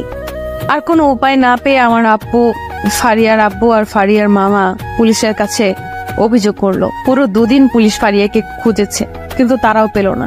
অবশেষে ফারিয়ার ছবি পত্রিকায় দেওয়া হলো। তৃতীয় দিন সকাল 10টা বাজে। আমরা সবাই ফারিয়াদের বাসায় ছিলাম। হঠাৎ ফারিয়ার আব্বুর মোবাইলে একটা কল আসলো, কিন্তু কেন জানি কল রিসিভ করার কিছু সময় পরে তিনি অজ্ঞান হয়ে পড়লেন। সবাই ফারিয়ার আব্বুকে ধরে রুমে নিয়ে গেল। আর এইদিকে আব্বু যেই কলটা আসছিল সেই নাম্বারে আবার কল দিল। আব্বু কিছু সময় কথা বলল। সবে আব্বুর থেকে জিজ্ঞেস করলে আব্বু বলে রাস্তার আবর্জনার পাশে পুলিশ একটা মেয়ের লাশ পেয়েছে। এটা ফারিয়া নাকি চেক করার জন্য যেতে বলেছে। কথাটা শুনতেই আমাদের সবার কলিজাটা কেঁপে উঠল। পুরো বাড়িতে আবার কান্নার রোল পড়ে গেল। কিছু সময়ের মধ্যেই আমরা সেই জায়গায় পৌঁছে গেলাম। পুলিশ বলল রাস্তার একজন লোক আবর্জনা পরিষ্কার করছিলেন, তখন তিনি দেখলেন একটা মেয়ে উলঙ্গ অবস্থায় একপাশে পড়েছিল। তারপর একজন লেডি কনস্টেবল পুলিশ আমাদের লাশের সামনে নিয়ে গেলেন। যখন লাশের শরীরের উপর থেকে কাপড় সরানো হলো তা দেখে আমার শরীরের পশম দাঁড়িয়ে গেল। একেবারে বাকরুদ্ধ হয়ে মাটিতে বসে পড়লাম। চোখ দিয়ে পানি পড়েই যাচ্ছে। ওর এক চোখ ফেটে গিয়েছে, ঠোঁট থেকে গাল পর্যন্ত চামড়া ছিঁড়ে ফেলেছে। পুরো চেহারায় ও হাজারো হাজারো মারের ছাপ স্পষ্ট দেখা যাচ্ছে। ওকে এমন ভাবে অত্যাচার করেছে যে ওর চেহারা ততটা চেনাই যাচ্ছিল না। পুরো শরীর জখম হয়েছিল, এমন মনে হচ্ছিল কলিজার উপর কেউ পাড়া দিয়ে ধরেছে। তারপর লাশটাকে পোস্টমর্টমের জন্য পাঠানো হলো। আর এইদিকে সবাই শকে চলে গেল ফারিয়ার এই অবস্থা দেখে। ফারিয়ার বাবা মা জিন্দা লাশের মতো চুপ করেছিল। তারপর ওকে কবর দেওয়া হলো, কিন্তু ওর বাবা মা ওকে শেষবারের মতো দেখার সুযোগ পাননি। 1 মাস পর্যন্ত পুলিশ আসামিদের খোঁজ করলেন, কিন্তু আসামি পলাতক থাকায় তারা খুঁজে পাননি। তারা খোঁজ না চালিয়ে কেস ক্লোজ করে দিল। কিন্তু এটা ফারিয়ার বাবা মা মেনে নিতে পারলো না। তারা পুলিশের পা পর্যন্ত ধরেছিল যেন ধর্ষণকারীদের শাস্তি হয়, কিন্তু পুলিশ কিছু করলেন না। বর্তমান তাহলে কি ওর দর্শনকারীদের কি কোনো শাস্তি হয়নি? রোজা চুপ হয়ে মাটিতে বসে কাঁদছে। আমি রোজার দুবাহু খুব শক্ত করে চেপে ধরে ওকে ধাক্কা দিয়ে বললাম, কি হলো, কথা বলছো না কেন? ওই শোরের বাচ্চাদের কি কোনো শাস্তি হয়নি? না, তখন ওদের কোনো শাস্তি হয়নি। আমি রোজার সামনে থেকে উঠে ছাদে চলে আসলাম। প্রচুর রাগ উঠতেছে। একটা মেয়েকে এমন নির্মমভাবে ধর্ষণ করে হত্যা করার পরেও দর্শকদের কোনো বিচার হলো না। রোজার বলা কথাগুলো ভাবতে লাগলাম। হঠাৎ আমি দাঁড়িয়ে গেলাম। ঠোঁটের কোণে একটা হাসির রেখা ফুটে উঠেছে, কারণ রোজা বলল তখন তারা তাদের পাপের কোনো শাস্তি পায়নি, তার মানে এখন পেয়েছে। কিন্তু শাস্তি কে দিয়েছে, কবে দিয়েছে এবং কিভাবে দিয়েছে, এমন হাজারো কথা মনে চলছিল। আর এই সব কথার উত্তর একজনই দিতে পারবে। আমি দৌড়ে ছাদ থেকে রুমে চলে আসলাম। রুমে আসতে দেখলাম রোজা চুপচাপ দাঁড়িয়ে দেয়ালে ওর আর ফারিয়ার ছবিটার দিকে তাকিয়ে আছে।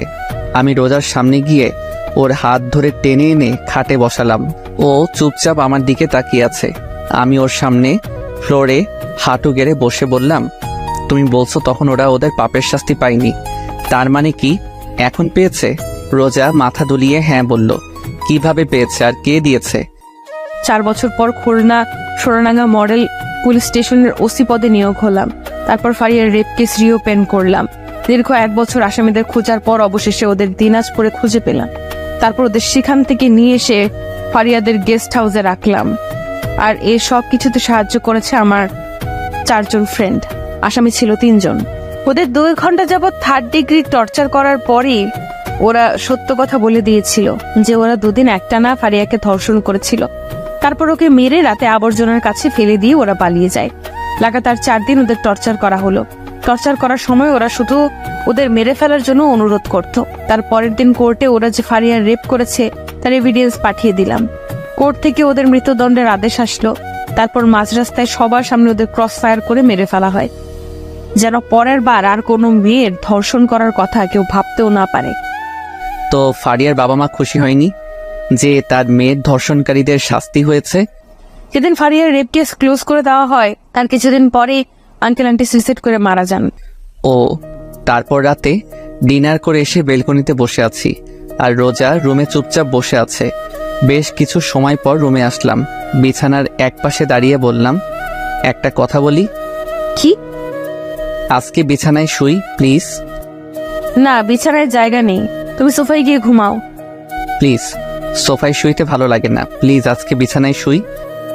ওহো, আপনার বিছানায় ঘুমানোর কোনো প্রয়োজন নেই। এখন আপনি আসতে পারেন, আমার অনেক ঘুম পেয়েছে। বলেই রোজা শুয়ে পড়ল। বুঝলাম না এই মেয়ে এত জেদি কেন। একরাশ হতাশা নিয়ে সোফায় শুয়ে পড়লাম। অনেকক্ষণ যাবৎ ঘুমানোর চেষ্টা করছি, কিন্তু ঘুম আসছেই না। হঠাৎ রোজা বলল, কেউ যদি চায় বিছানায় এসে ঘুমাতে পারে, আমি কিছু মনে করব না। আমি শুনেও চুপচাপ চোখ বন্ধ করে শুয়ে আছি। কি হলো, কথা কানে যায়নি? বললাম কেউ যদি চায় বিছানায় এসে ঘুমাতে পারে। এইবার গলার আওয়াজটা শুনে মনে হচ্ছে ও হালকা রেগে গেছে। তারপরেও আমি চুপ করে রইলাম। হঠাৎ এমন মনে হলো কেউ আমার সামনে সাপের মতো ফোঁসফোঁস করছে। এক চোখ খুলে দেখি রোজা আমার সামনে দাঁড়িয়ে ফোঁসফোঁস করছে। আমি ভয়ে চোখ বন্ধ করে রাখলাম। কি হলো, আপনি কি শোনেননি? আপনাকে বিছানায় গিয়ে ঘুমানোর জন্য বললাম। আপনি কি আমাকে বলছেন? আপনাকে ছাড়া এই রুমে কি অন্য কেউ আছে? সরি আপু, আমি এখানে ঠিক আছি। আমার অনেক ঘুম পাচ্ছে, আপনি এখন আসতে পারেন। এই আপু কাকে বললা? হ্যাঁ, আপনাকে ছাড়া এই রুমে কি অন্য কেউ আছে? রোজা আমার গলায় টিপ দিয়ে বলল। তোমাকে আমি একেবারে মেরে ফেলবো আর একবার আমাকে আপু বললে। তো আপনাকে আমি কি বলবো? বউয়ের বাইরে যদি অন্য কিছু বলিস তাহলে তোকে মেরেই ফেলবো। কথাটা বলতেই রোজার রাগ এক মুহূর্তে লজ্জায় পরিণত হয়ে গেল, কারণ ও আমার বুকের উপর বসেছিল। সেকেন্ড মধ্যে আমার বুক থেকে নেমে গেল। বিছানায় গিয়ে ইন্ডিয়ার পাকিস্তানের বর্ডার বানিয়ে শুয়ে পড়ল।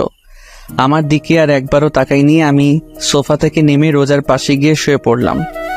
আজকে প্রথমবার রোজা আমার আর ওর মাঝে বালিশ রেখেছে।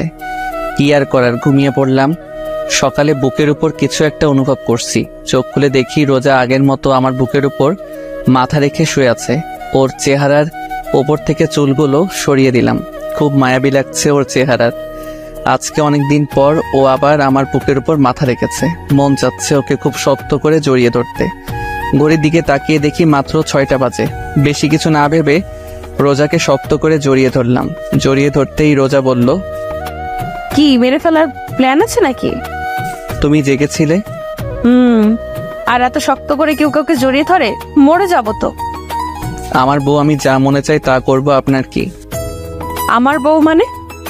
কাল রাতে না বললেন বউ বলতে, তাই বললাম।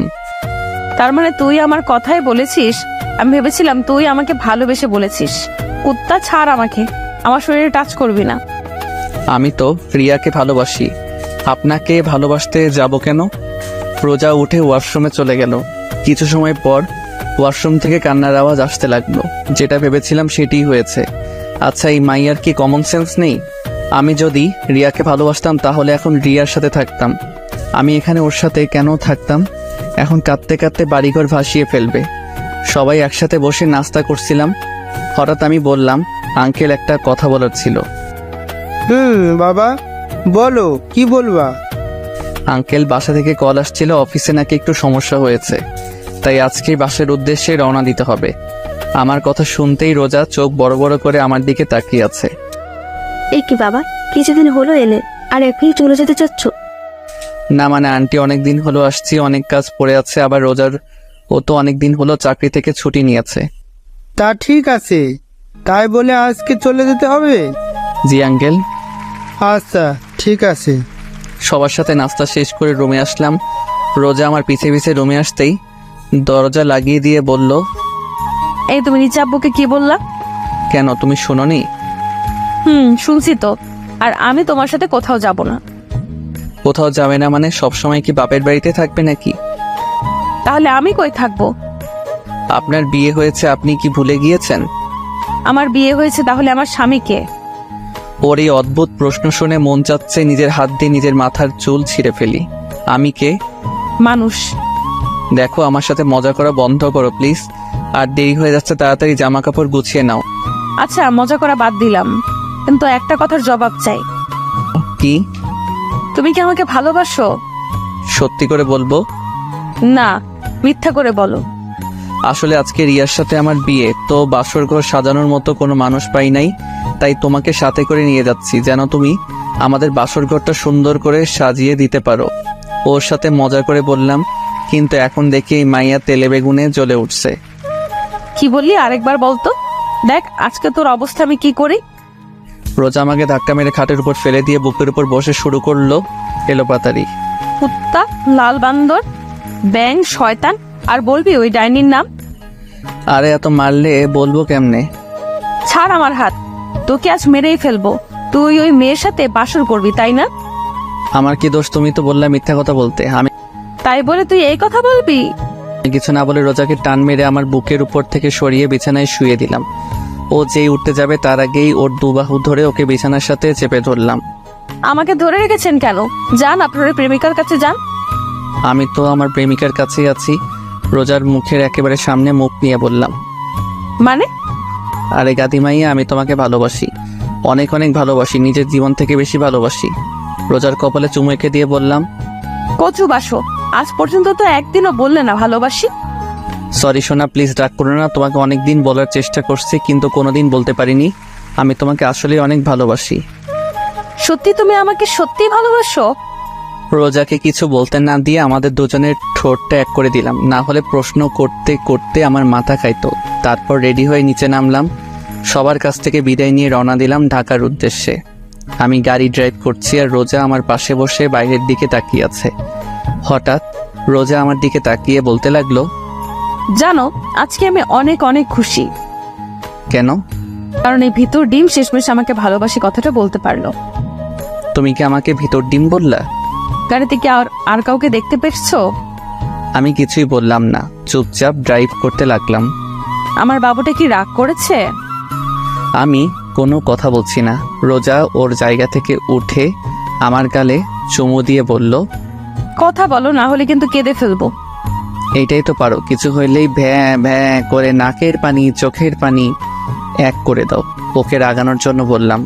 রোজা বন্দুক বের করে বাম হাতে রেখে বলল, বুঝলাম না, এই মায়া কি সবসময় বন্দুক সাথে করে নিয়ে ঘুরে নাকি? কি যেন বললাম, আমি শুনতে পাইনি, আরেকবার বলো তো। কই না তো, কিছু বলিনি। না মানে আমার মনে হলো কিছু বলছো। সারা রাস্তা এইভাবে খুনসুটি ঝগড়া করতে করতে পার করে দিলাম। বাসায় পৌঁছাতে পৌঁছাতে রাত হয়ে গেল। ফ্রেশ হয়ে ডিনার করলাম, তারপর সবার সাথে কিছুক্ষণ কথা বলে রুমে এসে পড়লাম ঘুমানোর জন্য।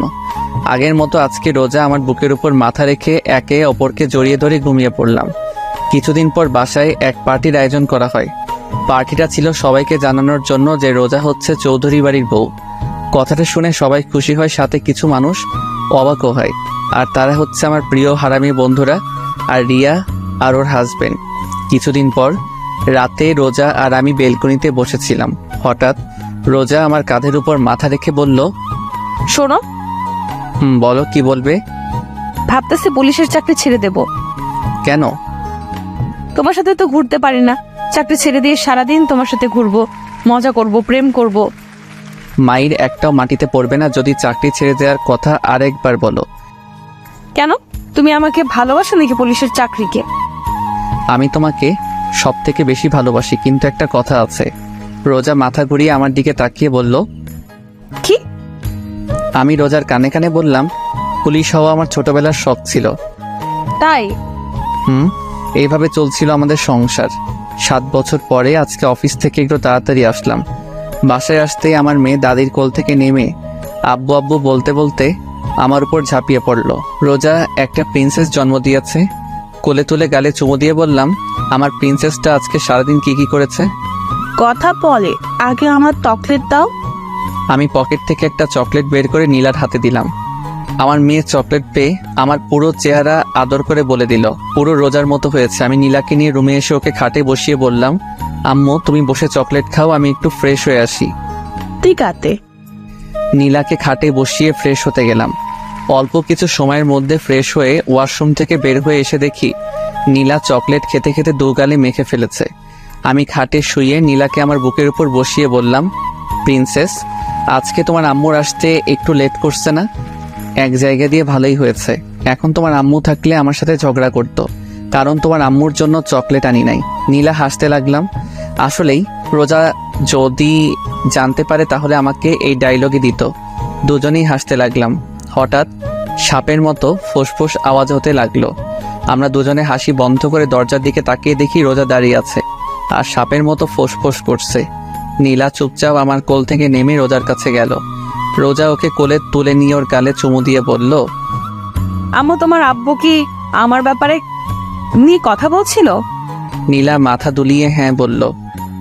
আচ্ছা ঠিক আছে, তুমি নিচে দাদুর সাথে খেলা করো, যাও। নীলা কোল থেকে নেমে আমার দিকে তাকিয়ে একটা হাসি দিয়ে দৌড়ে রুম থেকে বের হয়ে গেল। রোজা দরজা লাগিয়ে আমার সামনে এসে বলল, কি বলছিল আমার নামে? কই কিছুই বলি নাই। আমি কিন্তু শুনেছি। সরি সোনা, আজকে তোমার জন্য চকলেট আনি নাই। সমস্যা নাই, 20টা কিস করলেই হয়ে যাবে। এর কম করলে হয় না?